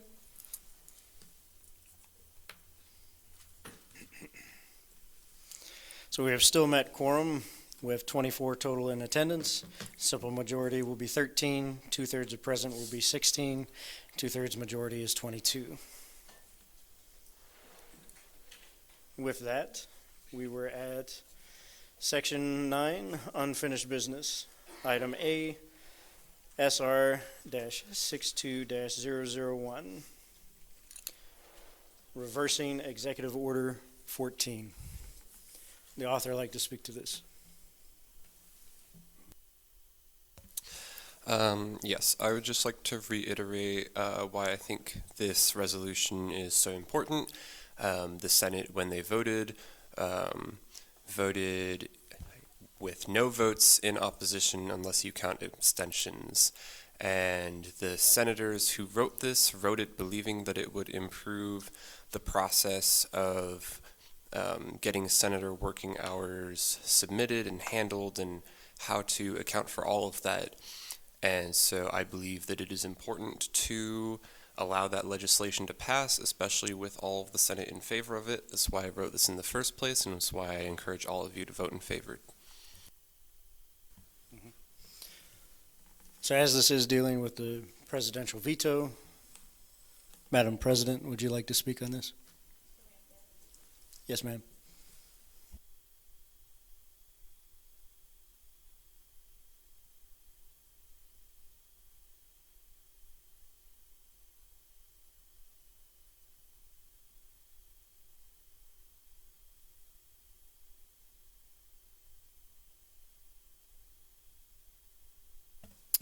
So, aside from everything that I wrote within my veto, because I feel like all of my entire stance is written within the veto, I feel like I detailed it out pretty clear, but I would be happy to take any questions. But my thing with this Senate resolution is just because the Senate passed with no one opposed to this piece of legislation does not mean that it's in the best interest of the association or the student body. I don't believe that reducing the hours from 2 to 1 or incorporating senator working hours into committee chair office hours benefits the student body in any way or the association. As the author said, this piece of legislation was created to address issues with submitting senator hours. There's a difference between submitting senator hours and actually completing and doing 2 senator hours. So from things that I have gathered from the conversations that I've had, I believe the issue with senator hours isn't doing 2 hours, it's how hours are supposed to be submitted. That's what I believe the true problem is here. It's not the amount of work that is required to be done, it's how you show that work is being done. Because whether you're working on a piece of legislation or you're talking with students in class or you're meeting with university admin, faculty, staff, everything should come up to 2 hours. I don't believe any of you are truly not meeting those 2 senator hours. I truly, truly, truly believe that the issue is how you are supposed to submit those hours and how it can be confusing or really easy to forget. I don't believe it's the minimum requirement of 2 hours. It's how hours are supposed to be submitted. So anything else I have to say is within my veto. Any other points? So we'll move into the questioning period, and I will say that questioning can go to either the author of the bill or the president. With that, are there any questions for either of these individuals? Senator Mounts. This is directed to the president. So is the sole issue the reason why, or I guess the reason why you vetoed this bill, was it solely because of the cut to the hours? So like I stated within my veto, I vetoed this bill, SB-62-76, because of the lowering from 2 hours to 1, and then also the making the 2 or 1 senator hours part of committee chair working office hours. For that, it's because no other senator, like I stated within my veto, no other senator gets paid for their senator working hours, so committee chair persons should not also be paid for that.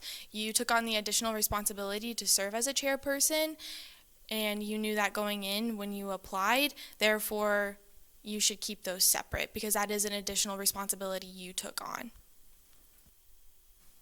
Any other questions for these individuals?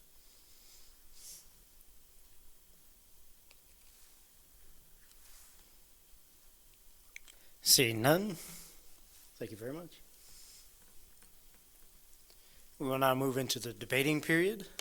Is there anyone wishing to speak in debate at this time? Senator Mounts, I saw you first. Alrighty, as a co-sponsor on the original bill, I definitely think that we do need to overturn this veto.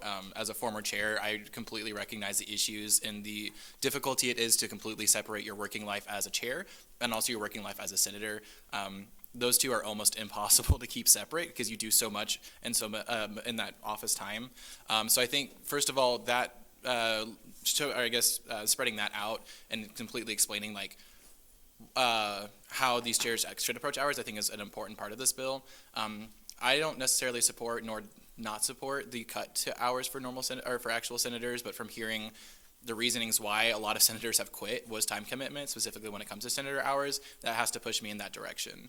And then lastly, when it comes to I think the most important part of this bill is not the cutting of hours or restructuring hours, but it's actually the explanation of what they are and setting out the guidelines for how they should specifically be done. Because depending on who is sitting in the president of the Senate position, it is completely up to them at this point, kind of how things get decided. So I think giving a set guideline to what are senator hours and what aren't senator hours, I think is the most important part of this bill. And so I urge you to please vote in favor of SR 62001. Senator Madden, do you still have a debate? Yes, I would just like to respond to the president's argument in debate. The president said just because there were no votes in opposition does not mean that the legislation in question is necessarily within the best interests of the association. And as somebody who was not actually in Senate at the time of this legislation's initial passing on the Senate floor, I can see both the president's perspectives and the Senate's perspective regarding the merit of this particular bill and regarding the issue at hand about senator hours. However, that's not why I bring up the Senate vote count. The reason why I bring up the Senate vote count and the reason why I believe that this resolution is so important is because it has to do with the checks and balances that ought to exist between the executive branch and the legislative branch. To me, the notion that the Senate can, without a vote in negation, pass a bill and then have the president attempt to line item veto that bill, then veto that bill after waiting an entire 30 days when the president only gets 7 days to perform a similar action, and to think that the Senate cannot then, still enforce the passage of the bill that they were in favor of, to me, that seems ridiculous and would suggest something that I think is very bad for the future of this government as a body, as a system that exists to handle legislation and our laws and to represent students with checks and balances and proper representation as ought to exist in a three-branch system of government. So once again, I encourage everyone to vote in favor for those reasons, and that is why I wrote this resolution. Senator James? Yeah, so when the first bill passed, I was just a senator, but now that I'm in an interim chair position, it's harder to see what's the difference between senator hours and your office hours, because some of the things I thought I was doing for senator hours went to office hours because I was acting as the chair while doing it. And I think that with the changes that this is going to have, it makes it easier for the chairs to complete not only their 10 hours, but also, go outside that and still do other work. And I don't think that we're looking to get paid for doing senator hours. I think we're just trying to make sure we get everything that we're supposed to get done. And I think that it's going to clean up some language that makes things easier going forward in future sessions, so there won't be any confusion or anything like that. So I'm voting in favor of this resolution. Is there anyone else wishing to speak in debate? Senator Flores? Yeah, so as a sponsor of this, I would just like to echo previous sentiments that other speakers have had. So once again, I just don't believe that one person should have the ability to override the will of the Senate, which is comprised of so many people. And I am worried about the precedent that would set as to the future of the Student Government Association. And I also think that any concern over the minimization of senator hours, that does not matter to me as much as the clarification as to what counts for senator hours and the distinction between that, because I've spoken to many current and former senators who have cited that there is no clear distinction as to what does and doesn't count, and it just seems arbitrary as to what gets accepted and what gets declined. And to the point that chairs should get paid despite, quote, knowing what they signed up for.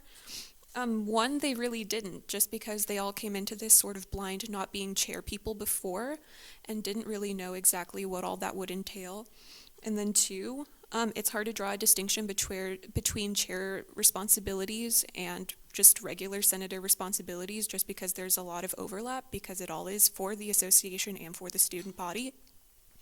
And then three, in the past, we tried to minimize the responsibilities of the treasurer. Early last semester. During this session, a bill was introduced to reduce the amount of responsibilities that the treasurer had and that other positions had. And so I think it's fair, as the association changes, that it should be fair to move along with that and continue to change with what needs to happen. Thanks. And so, yeah, I urge everyone to vote in favor of this. Is there anyone else wishing to speak in debate?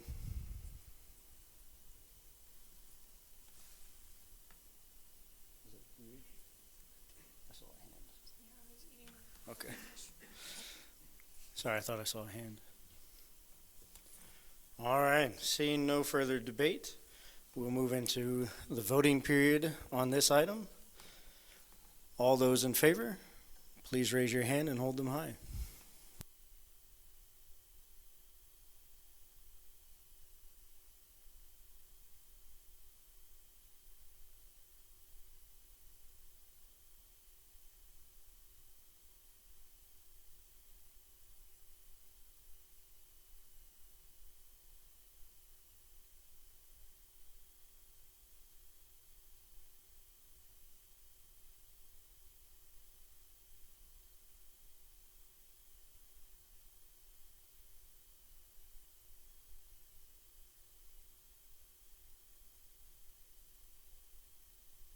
Thank you.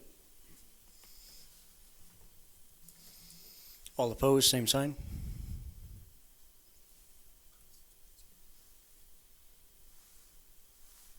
Thank you.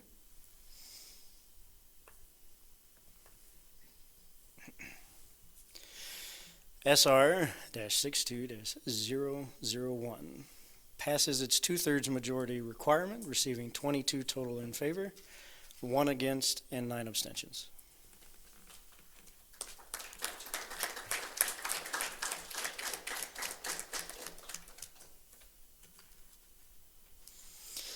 Moving now into Section 10, New Business. Item A, FB-62-026, Student Service Fee Budget Allocations Act of 2020. Do the authors wish to speak to this?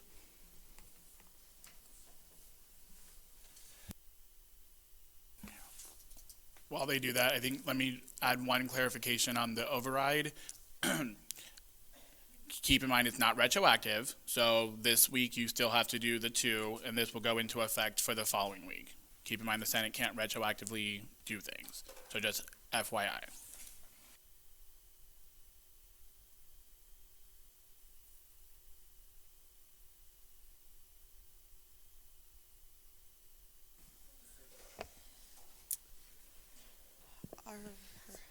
Sorry, just getting ready. All right, so like you all know, the Student Fees Committee met last week and came up with this recommendation. I'm sure you will. Are you going to read it in a second? You're going to very slowly scroll through. Okay, so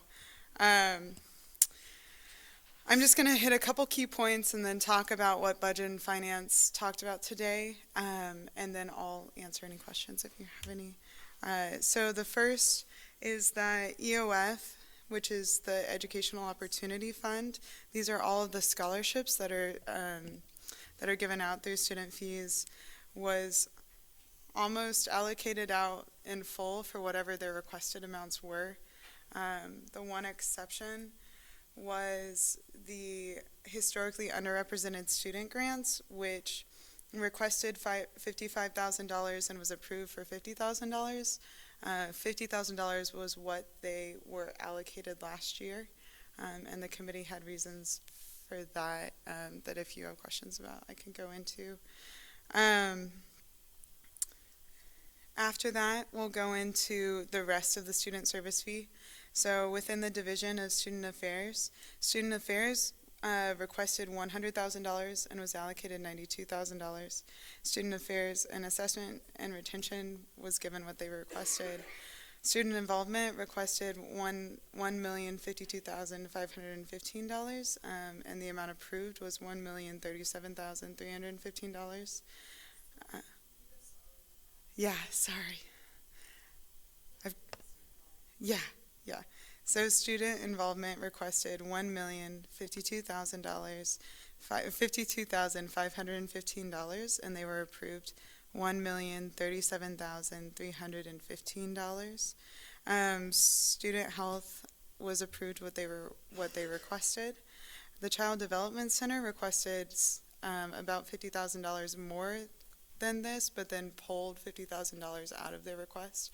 So they were given $313,236, which was their amended request. And then counseling and prevention services were given what they asked for. Prevention services program was allocated what they asked for. Campus recreation was allocated what they requested. Varsity esports was allocated with what they requested. Community conduct, student conduct and community standards requested $133,774 and was approved $121,887. Again, I can go into any of these if you have questions about them. Office of Diversity and Inclusion was approved what they requested. Radigan Student Center was approved what they requested. And so moving on into the other programs in the student service fee. The Sunflower was approved what they requested. College of Fine Arts programming requested $60,000 but was approved $50,000. The Visiting Artist Lecture Series was approved $345 less than their request. Shift Space Gallery was approved what they requested for. Graduate Student Programming was approved what they requested for. And then next we'll sort of move into a couple new requests. So the Ulrich Museum was a new request. They requested $100,000, and they did not approve this request. The Shocker Career Accelerator was also a new request. They requested $53,000 and they were not approved for the request. Model UN requested $20,000 but it was approved for $18,000. Baja Team requested $20,000 but it was approved for $14,000.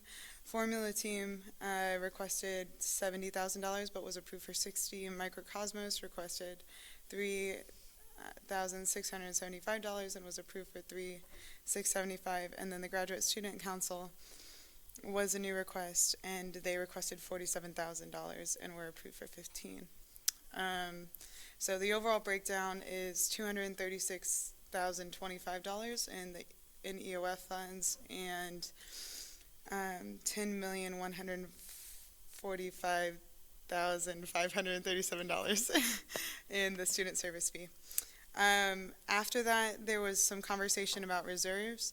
Office of Diversity and Inclusion was asked to give up $20,000 of their reserves. This was due to a position that was not filled within the Office of Diversity and Inclusion. The Career Development Center was asked to give up $7,565 out of an EOF fund that had not allocated their scholarships in full. The COLA increase, which was approved last year, was a salary increase that was recommended, or it was a law that was passed by the Kansas State Senate that recommended an increase to salaries within the university education system. Sorry.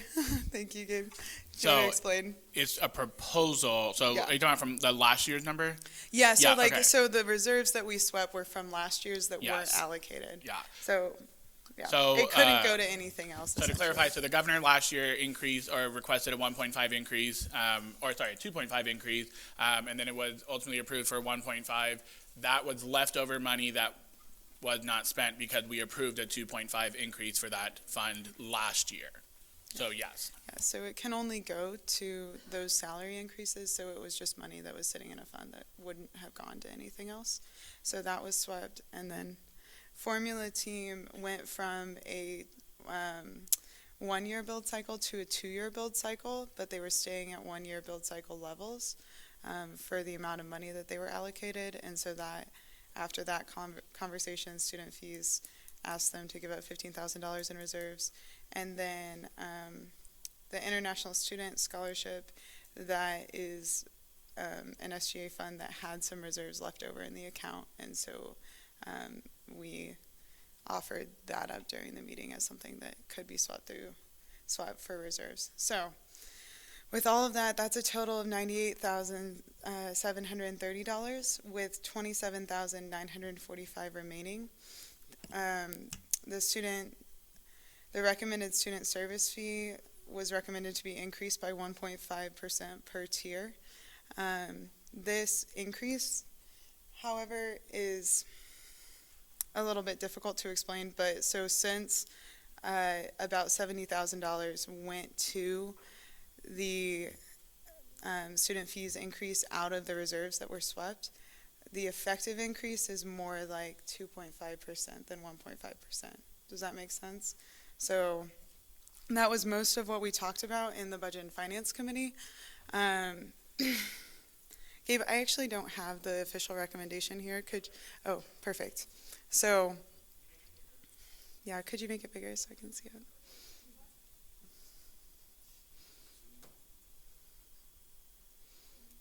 And down to the bottom, if you could. Okay, thank you. So, by voice vote, the committee voted with 6 in favor, 0 against, and 0 opposition. 0. What am I looking for? Abstentions. Thank you.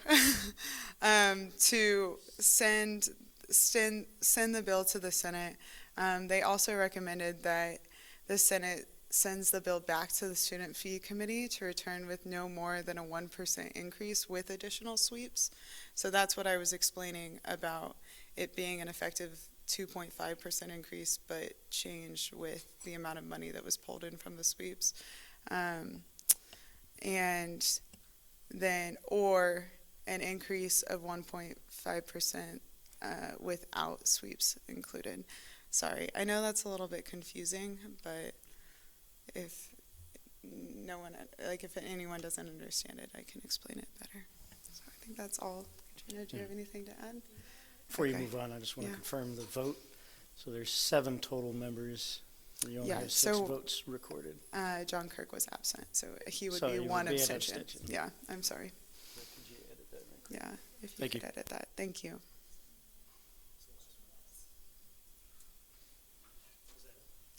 Yeah, I think that's all that I can think about. Any questions for the authors? Senator Mounts. What was the rationale to cut the Model UN budget by 10%? So, I'm trying to remember. I think this is what I remember from the conversation, so if I'm missing anything that was within the minutes, I'm sorry, and I hope Gabe can fix it. And I will also turn it back to, Representative Berth.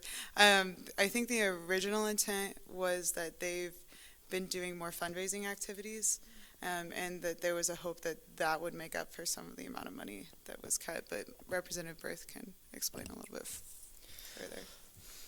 So pretty much exactly what you said is what it was. So full disclosure, I was the one that made the motion.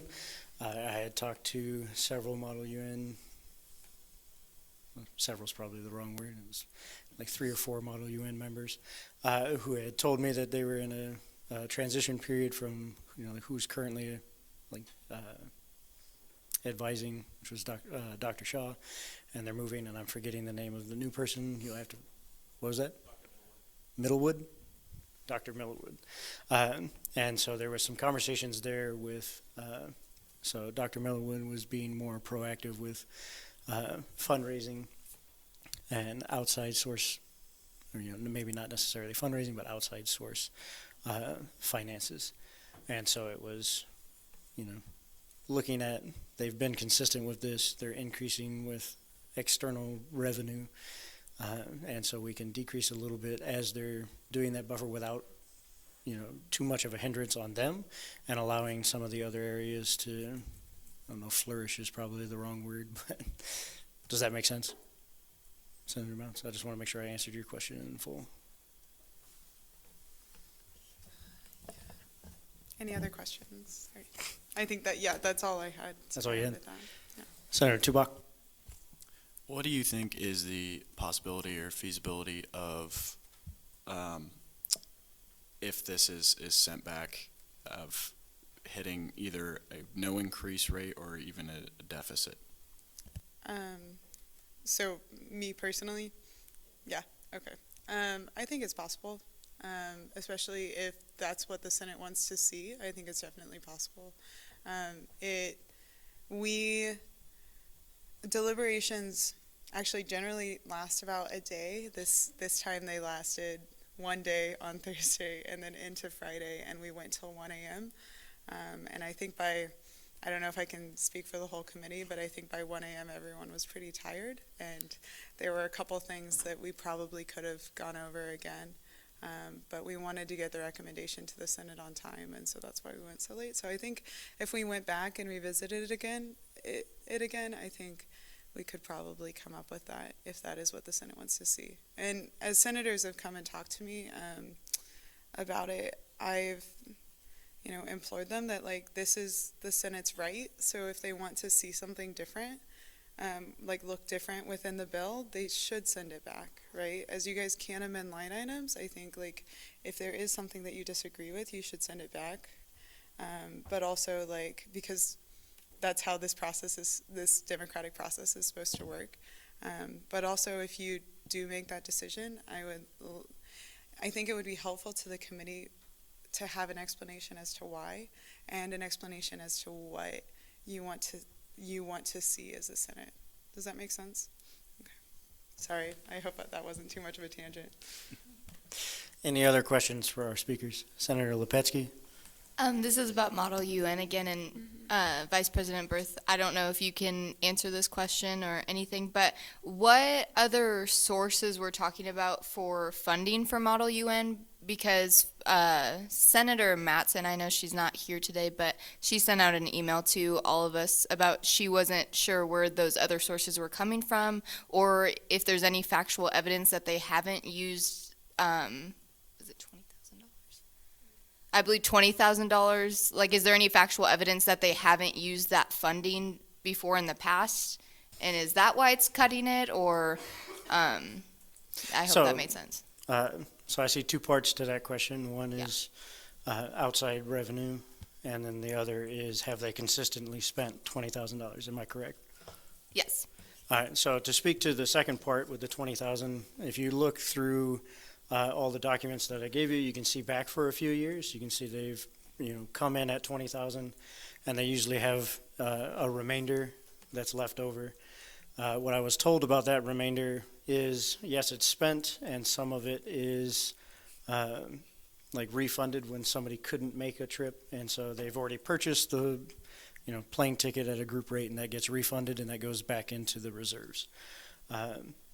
So they get pretty close to spending the $20,000, if not in full, and some of the leftover from year to year is due to I just went blank on the word, sorry, refunds for cancellations and things like that. And that could be because they do, what is it, 2 events. The first one, you have to pass the first in order to go to the second. So depending on how many individuals pass the first, that's how many would go to the second. So to elaborate on that a little bit, so One of the things that the committee consistently looks at is unencumbered balance as of June 30th, which is the end of the fiscal year. So that is any funds that are carried forward into the next year. So last year, Model UN carried forward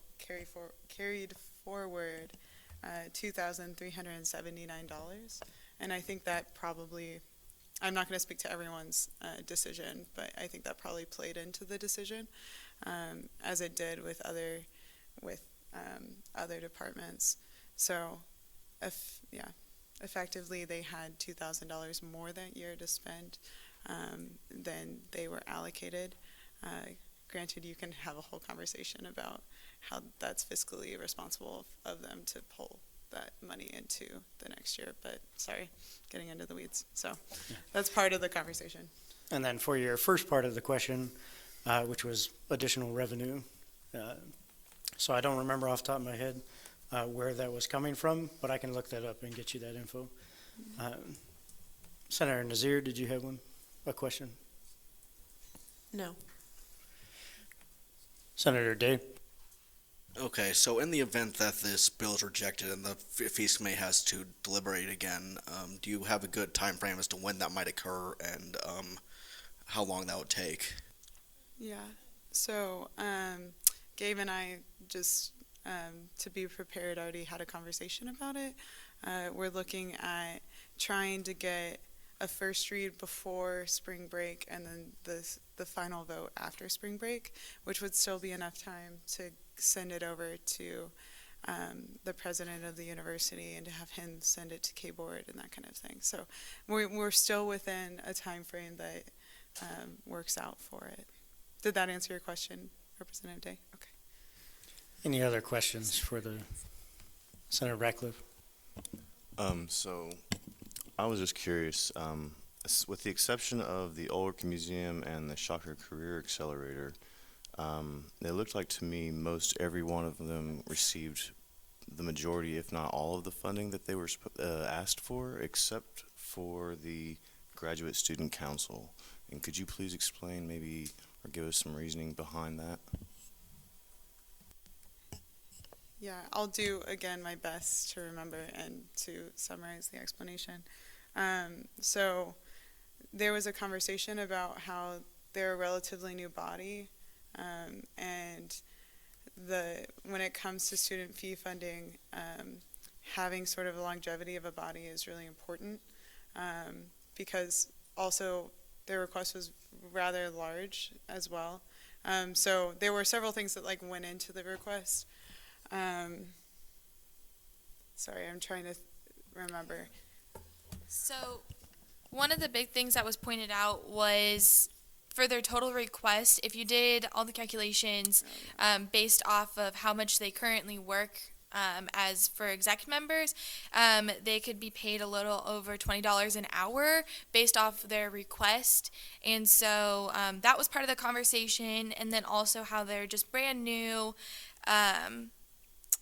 What else? I'm looking at the minutes right now, so sorry.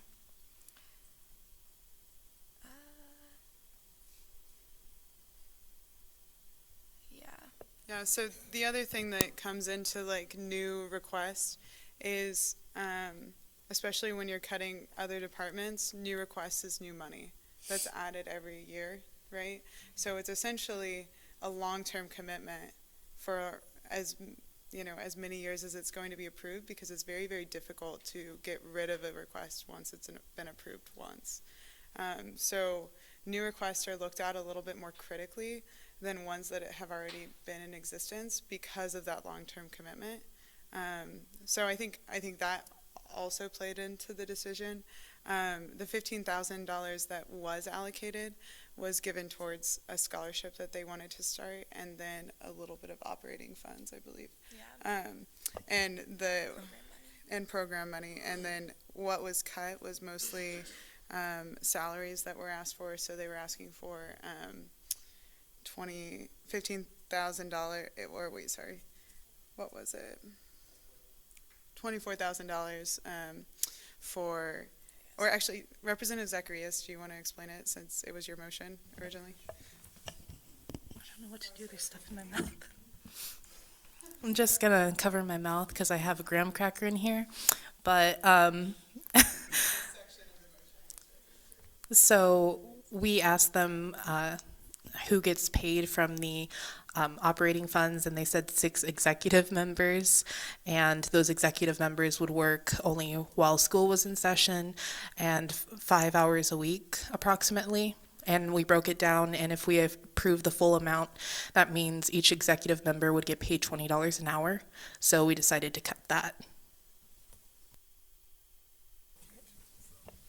So just as a reminder, the committee itself doesn't actually have the ability to say you can't fund that. We can only take away a certain amount of money and like justify our reasons. So that was our justification for taking away said money. But ultimately, it is up to them if they want to spend it on salaries or something else. Yeah. Sorry, did you have anything else for that question? No, unless it did. Do you feel like it answered your question? Okay. All right, so before we go to another question, I was informed by Senator James, who also served on this committee, that he had an answer for a previous senator's Model UN question, so I'm going to yield some time to him. So Representative Berth didn't answer where the other funds were coming from, and I forget her name, but whoever was over Model UN, you know her name? Dr. Middlewood told us that they get $8,000 from the LAS Dean, and they hold a high school Model UN conference here, and they also get money from that registration. So that's the 2 sources of income other than student fees that they get. Thank you. Senator Nazir, do you still have a question? No. Senator Lepetsky, do you have a question? No, thank you. Senator Ezel? Do you know if the revenue that they're making from the high school Model UN registration and the money that they get from the LAS Dean makes up for the losses and cuts? So they reported $8,000 from the LAS Dean, and they were cut by $2,000. But also you have to remember, with revenue, they might be getting $20,000 from student fees, but they have $8,000 in additional revenue, but also they have $28,000 in expenses, right? So student fees, just like individual funding or organizational funding or whatever it is, may not cover the entirety of the expenses for any particular department, especially if they have outside revenue. Does that make sense? Sorry. So it's a little bit tricky of an answer because we don't necessarily know if it covers the complete amount of expenses, but we do know the amount that they have. Does that make sense? Okay. And then, the current reserve. You mean the current balance for Model UN? I don't. Their reserve was $2,379, but I don't remember. They gave us current balances, and I don't remember what the current actual balance was as of February 20th. Yeah, I was just mentioning for the reserve, which would technically cover what we took out. Yes, and that's the other side of it, is that the reserve is the money that they carried over from the prior year was equivalent to, was a little bit more than what we took out. Does that make sense? Senator Wen, do you have a question? So can you walk us through a little bit more about the Budget and Finance Committee's rationale as to why the recommendation is to fail it, and then how the Budget and Finance Committee came up with the 2 alternatives? Yeah, so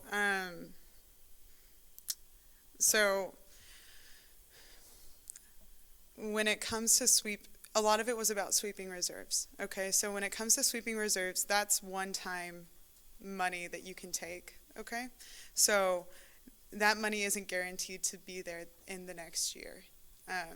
So it's difficult because a lot of the basis of the justification for allocating out money is based off of the year before, prior requests. Okay, so let's say there's a department that asks for $50,000, which is $5,000 more than what they got, right? And they had $45,000 the prior year, and then they're asking for $50,000 this year. So if they allocate out the $50,000, okay, it's only a $5,000 difference, and they can pull out of reserves to make out that $5,000, okay? So you wouldn't see that increase in the total overall student fees increase. Does that make sense? Are you following? Okay. So, but the next year when they come back, that reserve may not be there, and but the request is probably going to be set at $50,000 because they asked for $50,000 the year prior, and it was approved by the committee. So that was part of the conversation. Does that make sense? If there's any questions on that, I don't know if I'm explaining it well. It's kind of, yeah, sorry. So that was part of the rationale, is like we're pulling from a like pool of money that isn't never ending, right? And that isn't replenished every year, and it artificially keeps the increase looking low when in reality for the next year it's much higher, or it could potentially be much higher. Senator Nazir. So I had a question regarding the Ulrich Museum's requested amount of $100,000, and they were approved $0. I was looking through the minutes during that portion, and I mean, you can probably clear this up for me, but I don't see like the rationale for that. It was one of the questions was asking how much has already been fundraised, and they said roughly $10,000. So I was just curious as to how the approved amount was chosen for that. So with the Ulrich Art Museum, they, in their request, they said that they were looking to fundraise about $100,000. Okay, and that they would need to fundraise that $100,000 before they would be able to start the building. Their request was also for furnishings from the Student Government Association, which would be like the last thing that you would do on a building project, would be buy the furniture and put it into the building that was completed, right? So when we asked them how much money they had already fundraised, it was about $10,000, and they had been fundraising for a little while. And so the committee was a little bit wary to spend money on a one-time request when the fundraising for the initial building project wasn't completed yet. Does that make sense? So like, and also, you know, when we were looking at sort of the outlook for when they would be possibly finished with the project, we realized that, you know, they could probably come back to the Student Fees Committee next year before they would already be finished with their project, and ask at that point in time, and have the money given then rather than now, when they don't have the fundraise money for the actual building project. Is that? I just want to also, all of that money that if we were to allocate them any money for fiscal year 2021, it would just sit in a account. It wouldn't be used for anything until they finished that building project. And I don't remember when they said that would be exactly. There you go. And so December 2020? Summer 2020. Summer of 2021. So that money would just sit in that account until then. And so we just, yeah. Also, when we asked whether or not they would be able to fundraise the other $100,000 outside of Student Government Association, they said that they were dedicated and they had several donors lined up. And as we were making cuts to departments that we already had in existence, it was pretty difficult to justify giving another $100,000 on top of that, if that makes sense. Does that answer your question? Gabe? Oh, sorry. And I think on top of that, and the part that Katrina was trying to make, that means that they wouldn't expend the money, which means they wouldn't spend the money until fiscal year 2022. So to go off that means the money would sit in an account for an entire fiscal year and not actually be spent until the next time we would approve student fees for 2022. So that was an additional reason of recommending they come back next year, because it would be expended in the fiscal year in which the committee next year would be approving. This year, basically that'd be 1% of student fees sitting in an account not being touched for an entire fiscal year. Thank you, Gabe. Senator Izzo. Just for clarification, are you saying that the entire $100,000 request was solely for furniture? Yes. So, yeah, I'm sorry. Senator Flores, I saw your hand first. So for the $100,000, are you saying that all they needed was $100,000, or that they were asking for $100,000 and then we're also doing fundraising on their own for $100,000? Yeah, so the total project, oh, sorry, I didn't mean, the total project was for $200,000. They were requesting $100,000 for us for furnishings of the space, and then they're fundraising $100,000 for the actual building project. Senator Majors, do you still have a question? Senator Nazir.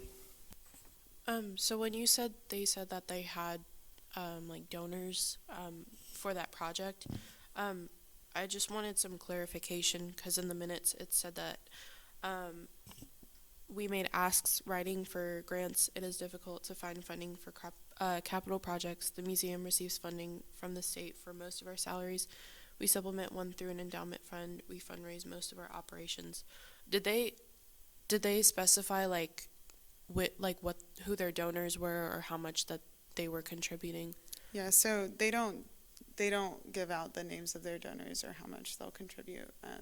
It's through the WSU Foundation,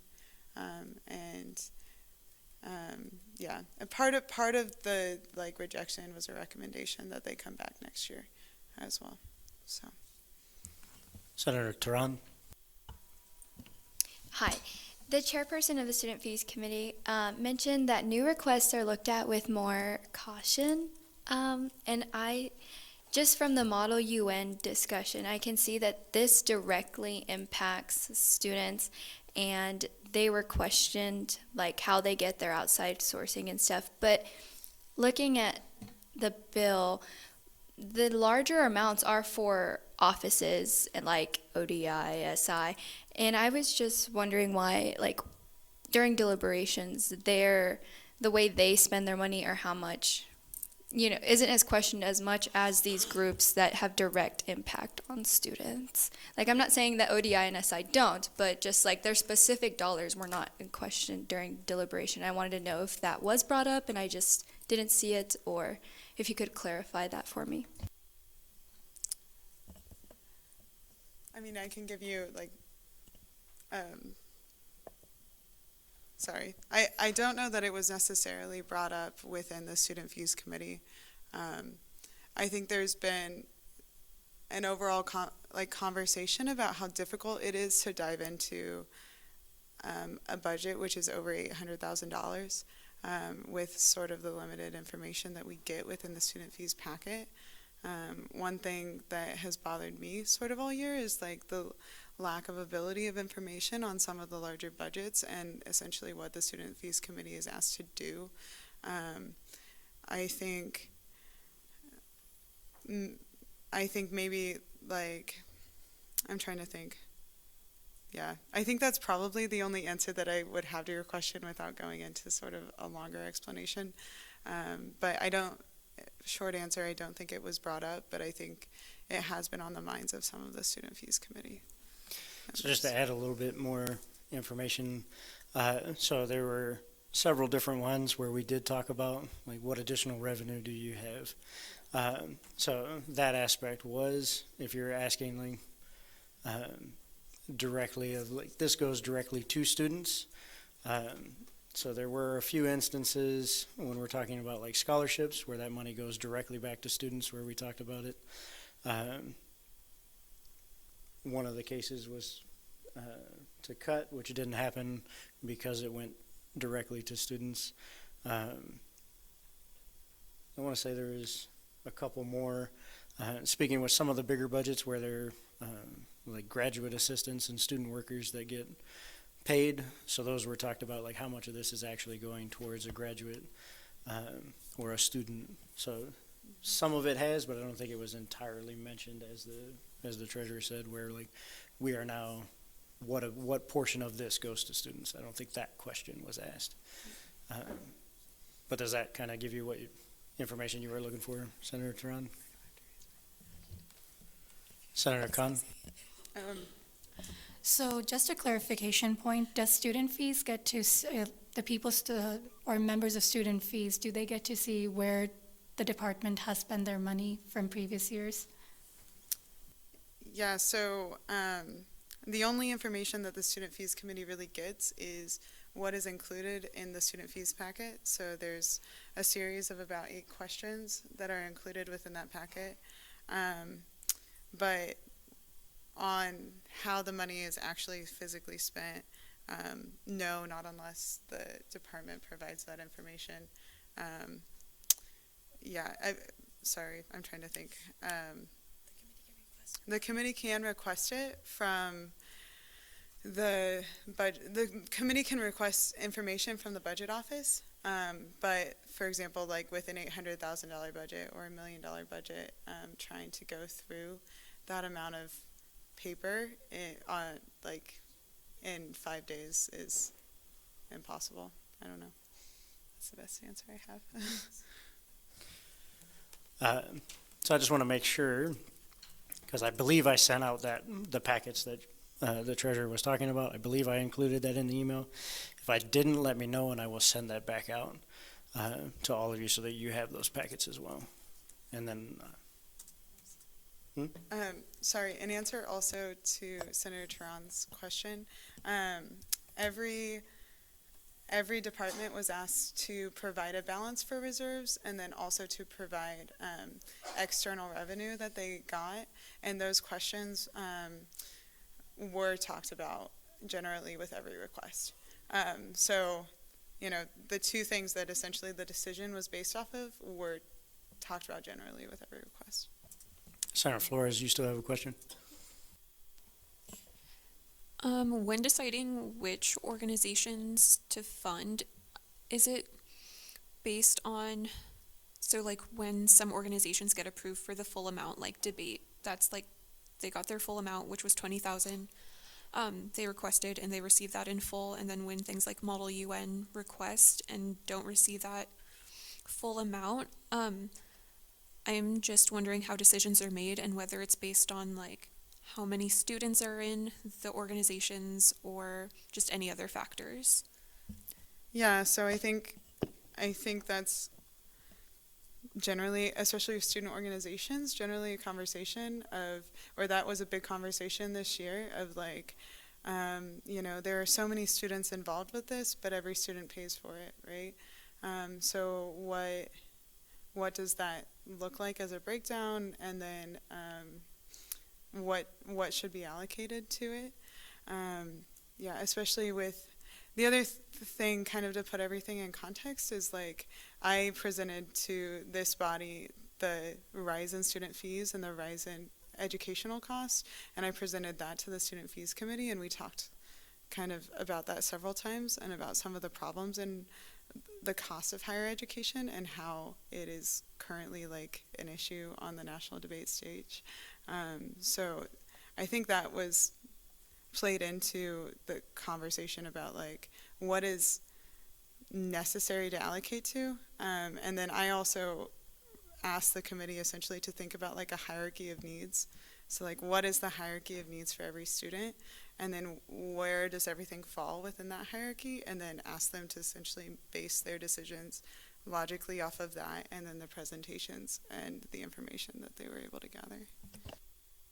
So going off of that also, I think a lot of it too is just how that department or organization like operates, who they serve, a whole range of things, including like if they receive any external funding, because some can and some can't.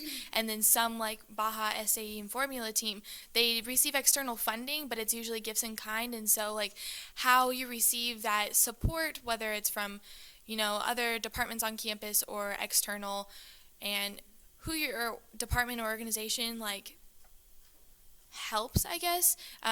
It's really a whole wide range of things. And I feel like the committee members did a really good job at making sure that they hit as many points as possible. So if you haven't looked at the minutes, I would really encourage you to do so, because the committee members asked some good questions. So. And to watch some of their live stream, especially in the parts that you're like really focused on or interested in. Shout out to those guys in the back because they were here for 5 days straight and they did an amazing job. But yeah, so just like if you're really interested in one organization, maybe go and look at, right, this is the live stream of their presentation, and then this is what we have of live stream or minutes of deliberations, because I think that'll be helpful to put things next. Senator James, I had you next. Why did Budget and Finance pass this if they didn't want it to pass the Senate? So Budget and Finance didn't think that it would be appropriate to kill a bill that the Student Fees Committee had worked on for 5 days. They wanted the Senate to speak on it. They didn't think that the 5 of them should kill a bill in that way, because this is the entire representative body as opposed to a small group of individuals. So they decided to leave it up to the judgment of the Senate, but also tell them what they spoke about within the committee. Senator Nazir, I have you next. So in regards to the College of Fine Arts programming, their requested amount was $60,000 and $50,000 was approved. And I was looking through some of the questions that were asked, and I did see some questions regarding previous years and how they've changed since then. But could you explain a little bit about that $10,000 difference between the two? Yeah, so a lot of the conversation surrounding the College of Fine Arts programming was about ticket sales. So the College of Fine Arts programming budget mostly goes to putting on performances for students, and each student is allowed a free ticket. Each student is allowed 2 free tickets and then as many discounted tickets as they wanted. So the College of Fine Arts spoke some about how they lose revenue over those discounted tickets. And so that was part of the conversation is maybe, and again, sorry, anything I say, I'm trying to speak to what was spoken about within the committee. But the best that I can say about the reasoning is that the committee saw that, or thought that, or some members of the committee thought that they could make up that revenue by reducing the amount of tickets that a student could buy at a reduced rate. So not reducing free tickets, but reducing the amount of tickets that the students could buy at reduced student rates. Does that sound about right? Okay. Senator Day, do you still have a question? I didn't have a question. All right. Senator Khan.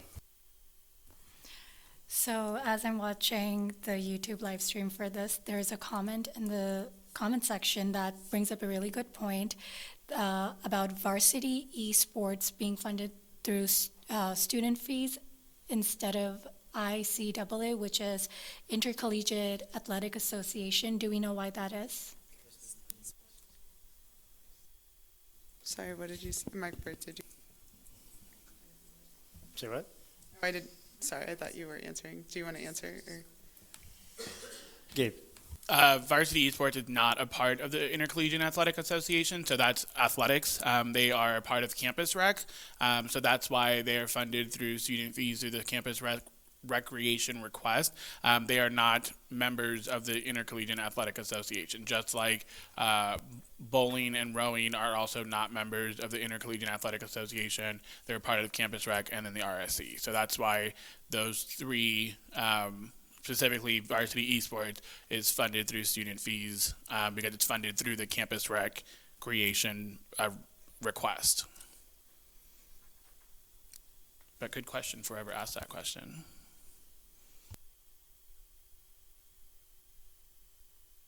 Senator Lepetsky. Okay, so reading through the minutes, it's just a clarification. Actually, no, it is a question. So with the student involvement cut of 15,200, I know in the minutes, you specifically said something about that number. Can you explain to me what that price is cutting, how that would affect student involvement? Yeah, so I don't have my calculator that had it all laid out, but I'll try my best to tell you how I arrived at that number. So student involvement is basically asking for no increase with a couple extra things for like the graduates that they're currently paying. And Nancy, you can correct me if I'm saying that wrong, but the graduate students that they're currently paying out of reserves, and so they're putting that in the actual budget so that they would have that money, along with a couple other things like the for SGA advisor, currently Advisor Fonseca's position, losing some money there, but they had 0.5 of a position that was funded after the submission, and so they're getting that money. So basically what I did was from their previous year's budget, took out the things that were being removed that we knew of that was stated, and then added back in the items that they were stating, such as the graduate students, both for their salaries and also the stipend that comes in the form of scholarships. And then I also, there was one error of $19,000 where it was on there twice, and it wasn't supposed to, so we removed that. And then I added back in to account for benefits. So just to make it relative, because the benefit increase we really can't do anything about, it's mandated, so I just made it match. And so out of the total budget that was there, minus and plus all the things that I just stated, and maybe one or two that I'm forgetting, I was left with 15,200 that I didn't know where it went, or like where exactly it fell within the budget. And so I suggested that we remove it because we don't know where it's going, but everything that I had listed was what was being added and should be the increase. Does that make sense? Yes. Did I leave anything out, Nancy? Yeah, I just want to clarify. So it's not a cut from this year, it's a cut from the request. So different things. I think sometimes we're thinking budgets are cut when they're not really, because there's a difference between what people were funded at last year and were they funded at the same, versus a cut truly is what they were cut from this current year versus a cut from the request that a lot of them was an increase. So it's not really, so there's a difference between a cut and a true cut from the request. Does that make sense? Yeah, and overall, I believe they're still at an increase of what? Roughly 30,000, does that sound right? 23?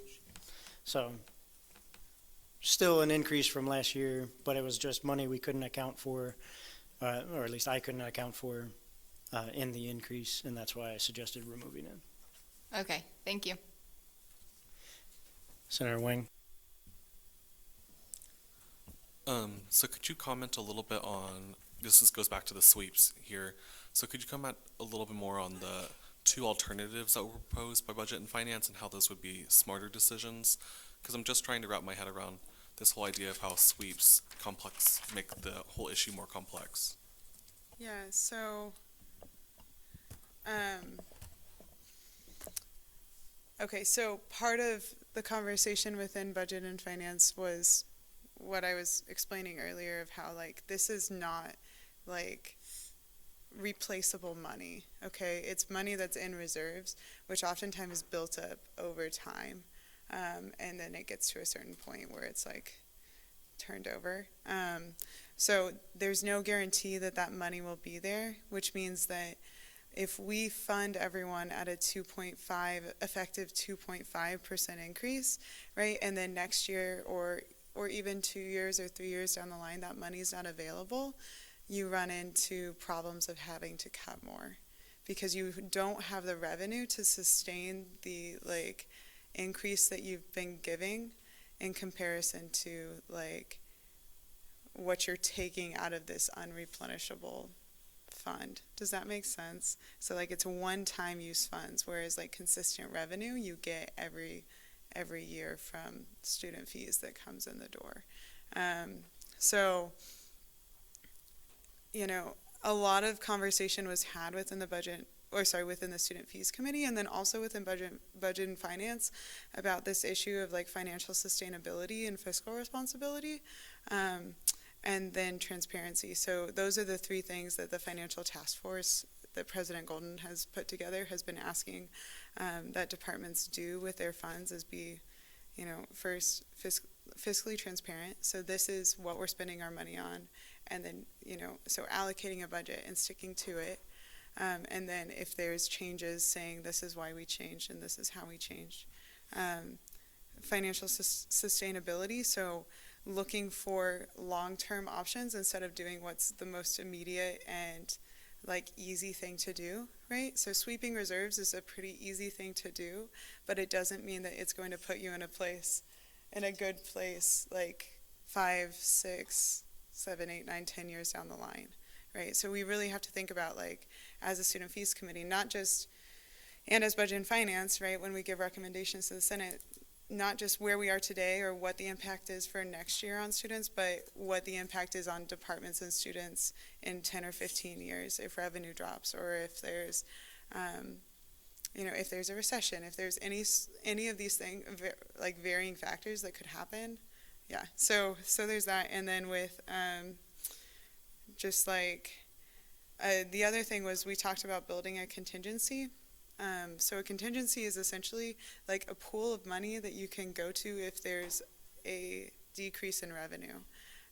So over the past couple of years, we've been like $250 million in the hole. That was this year. We were $250 million in the hole in January, okay, in the student fees account. And we made up this money over the course. We'll make up that money over the course of the semester, but that means that we have an effective ending balance rate of like 0, okay? And you should have, with the amount of budget that we have, probably about 10% or 11, even as high as 20% in money that is set aside to take care of emergencies, and we don't have that. So the other part of this 1 point, switching from like sweeps, or like not having sweeps as part of the increase and changing that, is that, you know, it can help to build a contingency which can assist in the event of a loss of revenue. Sorry, really long explanation, but. Senator Turan. Okay, so are you saying that right now offices are not required to submit, I guess, basically audits, so like how they spend their money? You just look at what they requested in previous years and what they've spent. Yes, that's correct. So. Okay. Currently, right, like we don't have, so the only way to do that would be to have access to financial reporting services, basically, for each account, which is not available to the student fees committee. So, sorry, follow up, if that's okay, is regarding this. Before we get to your follow-up, Okay. we do have other questions, so Senator Nazir, and we will come back to you. So I had a question about the graduate student council. While I understand they are like a brand new organization, I was looking through the minutes for this one as well, and I did see that 15,000 amount opposed to their requested 47,000. So I was just curious. I saw in the minutes that Representative Zacharias moved to approve 15,000, and there was discussion about getting kinks out of whatever they were getting started on. So I just wanted a little description of why 15. Representative Zacharias, can I defer to you? Yes, you may. So you want to hear my reasoning for that cut, basically? Okay. So I don't have the numbers in front of me, but they basically had 3 different money, sorry. It was a long time ago, all of Friday. They had 3 different asks for money. One was for Operational expenses. expenses, one was for salaries, and the other one was for a scholarship fund. Their scholarship fund was pretty similar to individual funding that it comes out of Student Government Association, so sending people to conferences or academic experiences. And then I think we explained essentially the reasoning behind the salary, or the reasoning that people gave in opposition to the salaries. The rest, do you have the minutes up? So for the one you just talked about while you're pulling stuff up, with regard to, essentially they would be doing individual funding. We also do have individual funding. So the argument was made that why would you go to two different sources when you could just use the one source that's already available. That's the one I remember about that particular one.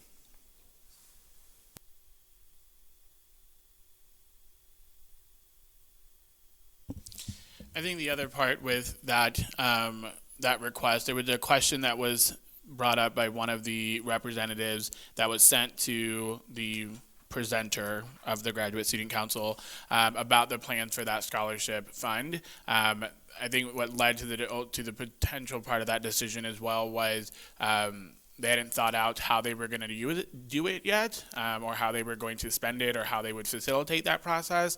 Of the Graduate Student Council didn't have a plan at that time about how they were going to facilitate those dollars. So that also led to the conversation about the point came up about the same concept with the Ulrich about giving money to sit in an account without a plan to use it was a concern of the committee that ultimately led to that decision as well. I think the difference that they were trying to do between the student government and them was we find, for you to go present research or go to leadership conferences, their vision and hopeful intent is to help support research initiatives on campus, so not necessarily like just saying to go present your research, but also to conduct research as well. But the answer to the question that they brought up, that the committee brought up, was not necessarily answered to give them information about why they should support those dollars.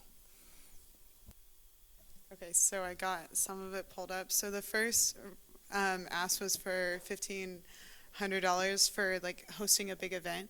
The second was for $5,000 for like events supporting expenses for events as well. The third was $1,000 for office supplies, and then there was $10,000 for 6 to 7 graduate individuals or teams to be supported in their travel, and then also the rest of the request was for salaries. So part of the conversation was about like not duplicating services or trying not to duplicate services, because anytime you duplicate a service, you have to expend more like resources to that service. So sometimes it's more efficient and better to have only one like office doing one thing. Okay, so another thing that happened is we had graduate student programming come in and ask for $10,000, which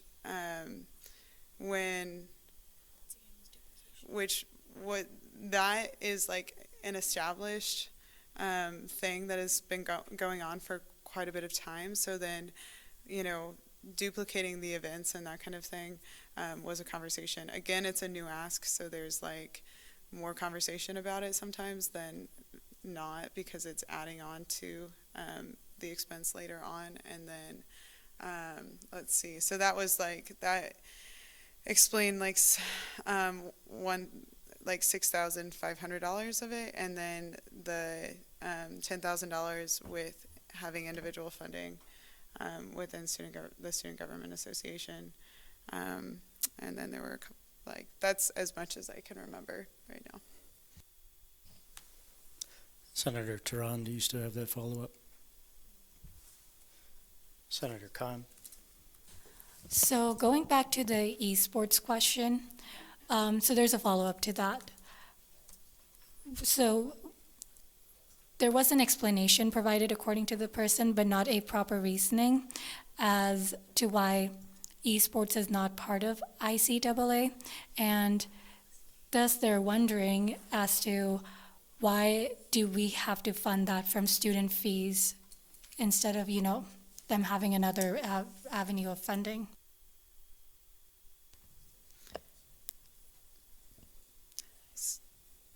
So if you guys want to, yeah, do you want to defer or do you want me to answer? Okay.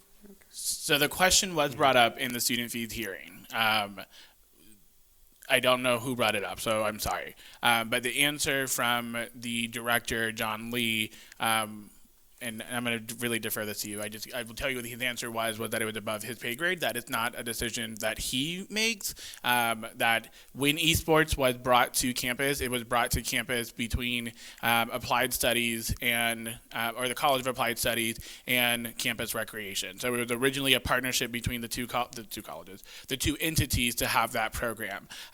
Moving forward, it's moving all over to Campus Rec, and so Campus Rec has to request the dollars for it as part of their normal request that they submit. I'm going to defer to see if there's anything else that I'm missing, but that's kind of some history that came with that program as well. So from what I understand, understanding within athletics and the ICA, there is a lot of parameters that are around what sports qualify as intercollegiate athletics. Okay, so it's not like we can just throw in any sports. Right now, from what I understand, esports is not an intercollegiate athletic event. So we can't just put them over there until the Intercollegiate Athletics Association actually recognizes them as a sport.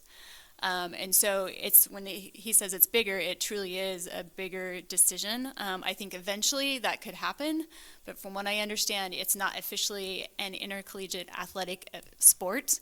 And so they couldn't fall under there because they have to live by the parameters within that association, because that's why athletics really is not part of the university like some of the other entities are, because they have to adhere to this bigger association rules. And that goes all the athletes, everything else involved in that association. So we can't just put them there until it's essentially allowed to put them there, which could happen eventually down the road. And it's the same thing with bowling. Women's bowling is part of the intercollegiate athletics. Men's bowling is not. So it's just partly how they put the different sporting events within. So it's a bigger picture. And I think additionally, and correct me if I'm wrong here too, I think it also has to do a lot with the NCAA and their regulations regarding the sports that our Intercollegiate Athletic Association can recognize as well. So it's not just, at this point, a WSU thing. It also has to fall into NCAA regulations as well. With a motion. Senator Day. Motion to extend the time of adjournment to 9:45 p.m. Senator James with the second. Pretty sure it's not debatable. Double check. It is not. So we'll move directly into the vote. All those in favor of extending our time of adjournment from 9:30 to 9:45, you said? Please raise your hand and hold them high.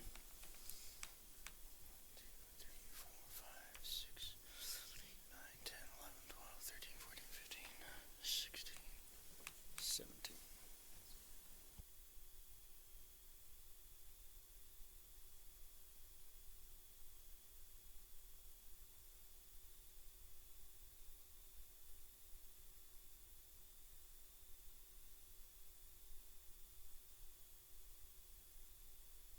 Thank you. All opposed, same sign. Thank you.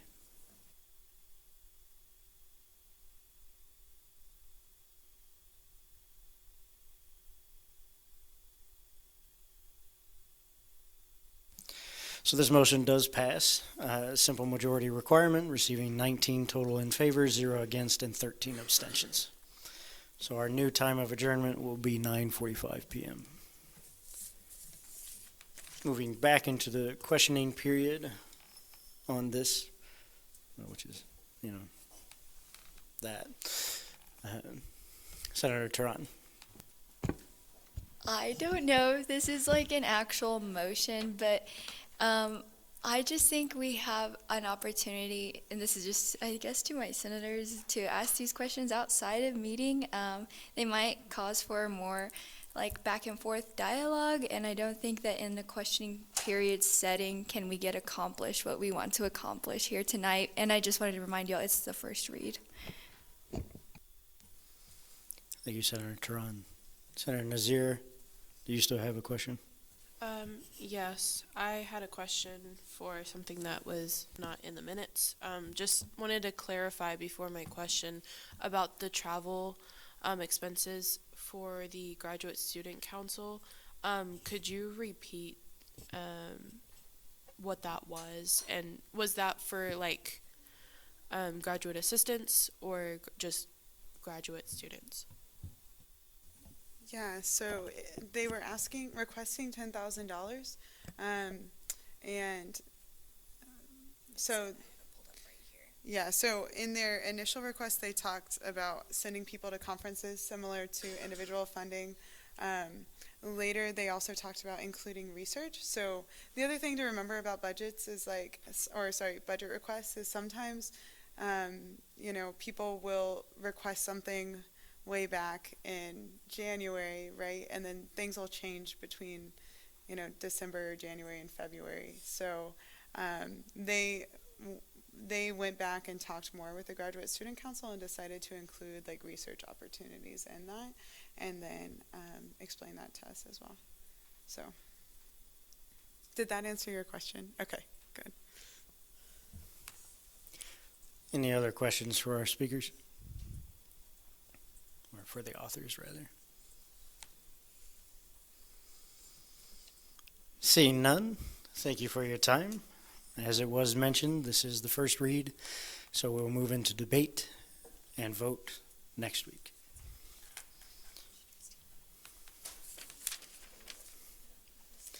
With that, we'll move into section 11, remarks and announcements. Does anyone have a remark or an announcement at this time? President Miller. Hi, sorry. One thing I forgot to add in my report. I think it was yesterday, I had a meeting with Chief Rodney Clark and Tanner Morrell, who's in charge of parking services, about the parking garage. I gave them a list of 3 different proposals that we created whenever I sat down with the Safety and Student Services Committee. And they are going to be pulling some numbers, seeing what each proposal, how it would affect the university in paying back the parking garage.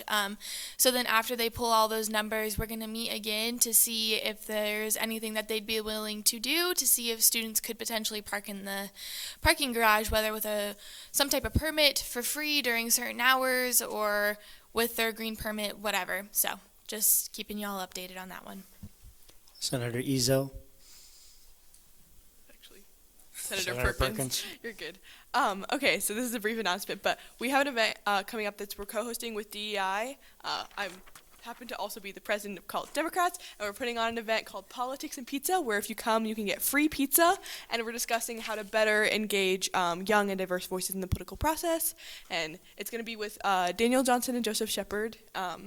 Yeah, I won't go on about it forever, but it's on Thursday, March 19th at 6 p.m. in RC 313. So come and tell your friends and constituents to come. So thank you. Senator Lepetsky. I just wanted to talk about public forum today. Kansas Big Brothers Big Sisters came. I'm a big sister for the program, and I just highly recommend that if you guys are thinking about it or interested, go to an info session. It does make a huge impact on kids, and I love my little to death. And so if you guys are, and I'm a very busy person as well, and I still make time. So if anyone's interested, you can ask me questions about it or just look it up online. Thanks. Treasurer Osterman. Sorry to impact that, or sorry to repeat that. Like the time commitment's pretty small, but the impact's really big. So, but then also what I wanted to say is I'll stay back after, and if anyone has any questions on the budget or the contingency that I was talking about, or budget and finance and what they decided, you're welcome to ask me. And then if you want to come up and I do have a lot to catch up on school from missing a week, but if you want to come talk to me afterward and get my phone number, you can also call me and we can talk whenever or set up an appointment or whatever it is. Chief Short. Hi guys, as always, please sign up for Higher Ed Day. Applications close in 6 days and it'll be fun. And the State House is beautiful and it's a cool experience. Also, just want to give a quick shout out to DPR Haas because Women in the Workplace is super cool and it's a really awesome thing that she took on and I'm really proud of it. Okay. Senator James.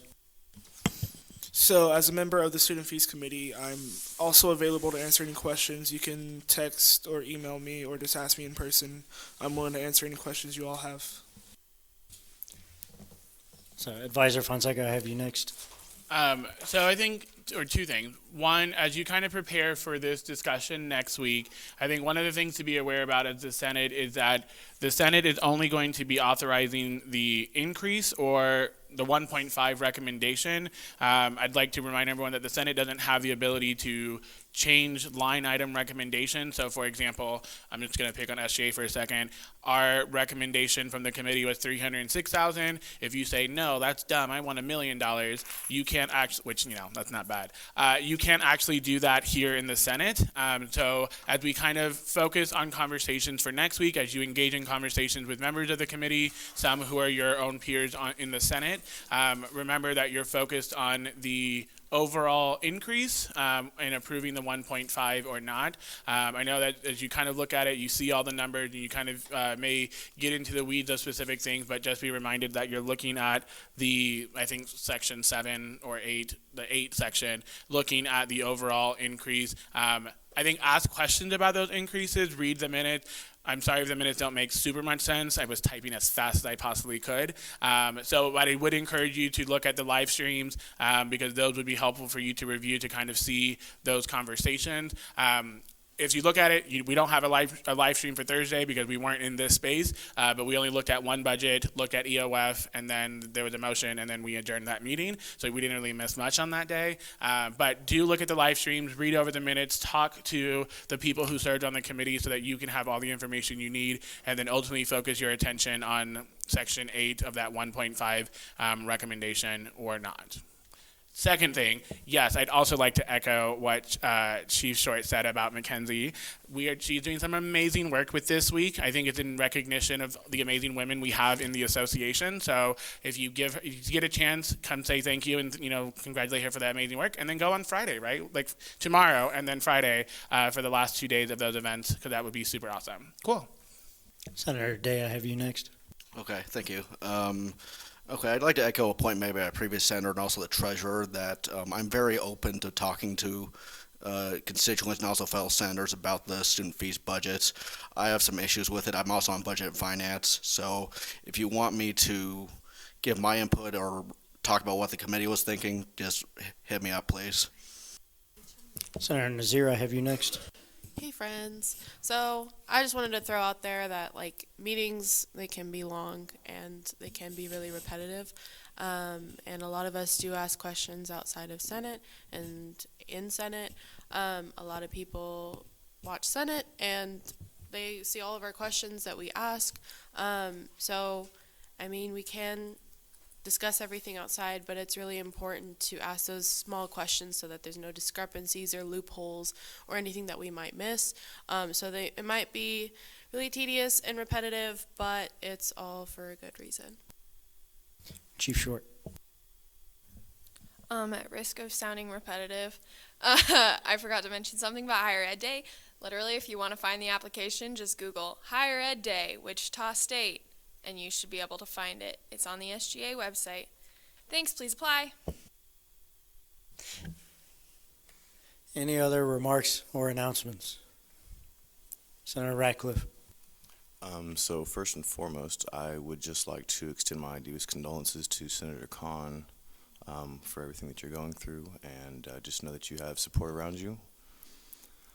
Second, I just kind of wanted to give a brief update basically on something that I was able to do last week. I was able to go out into Krista McCullough Academy and give a presentation on acids and bases to Miss Rose's 5th grade class.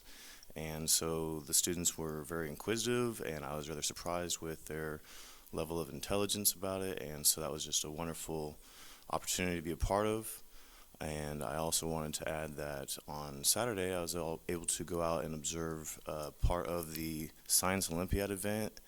That is a local event going on, and there is a statewide one that is happening in April 4th, and so I will actually be a judge for that event as well.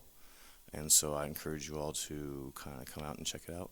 So that would be it. Thank you. Senator Nazir. I just want to give a quick shout out to Senator Castillo. He's not here tonight, but today was the Student Ambassador Society Leadership Conference, and he was one of the main people who hosted that, and he spent so much time planning that for high school students, and the theme was like the Wizard of Oz, so there was each section was like its own character, and there were amazing speakers, and a lot of students really loved it, and they were really engaged. So if you see him around or if you have his number, please just congratulate him on that, because I know he worked really hard on that. So yeah. Any other remarks or announcements?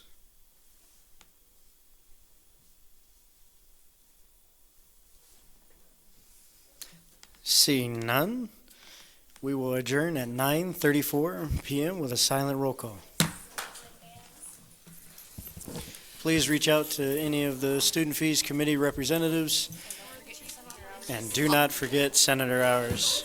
Also, before any of you leave, I have a card for Senator John Kirk, so if you would like to sign this and you haven't already, please come over here and find me and sign it really quick. Thank you.